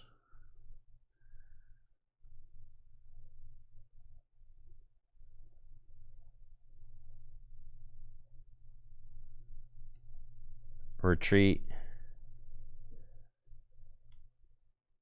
Boss up Metacham.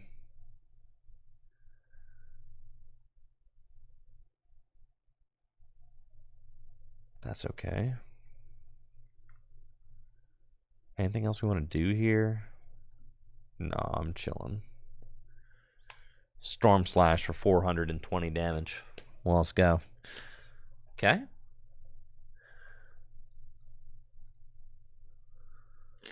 There's my Ralts.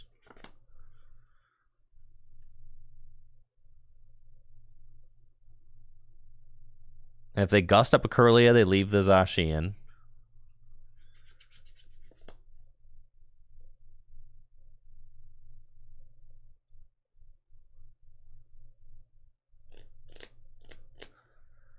So, like, yeah. We can't evolve because if I evolve Shining Arcana, they can gust up my Curlia. Right. We want to leave them no other 2-prize options in play right now.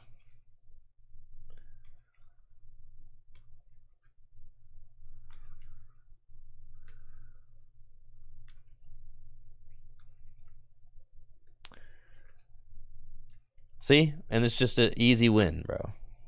Easy dubskis, dog. The simplest doubloonskis around.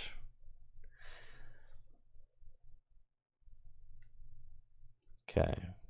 Just big, massive, fat dubs.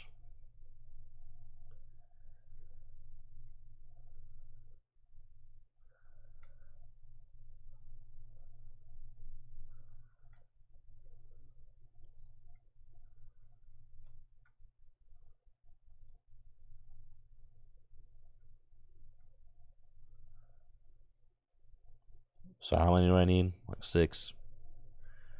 Yeah. Yeah. Let's go. GG's.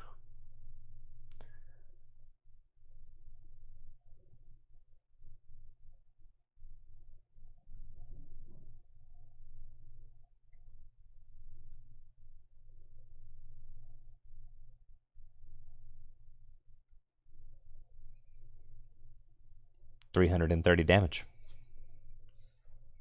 That's a wrap.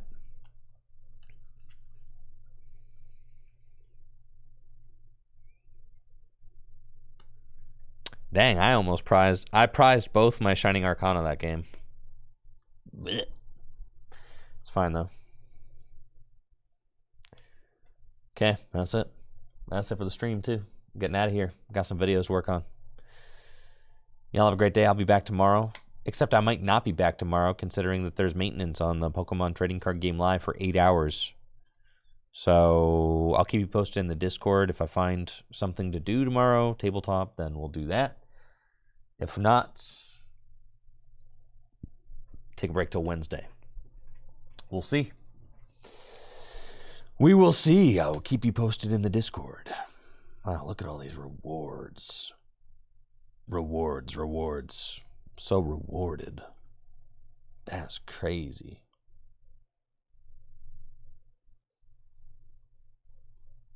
They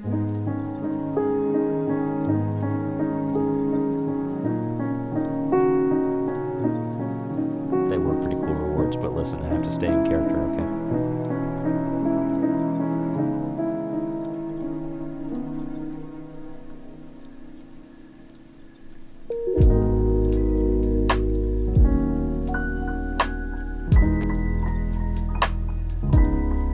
See you.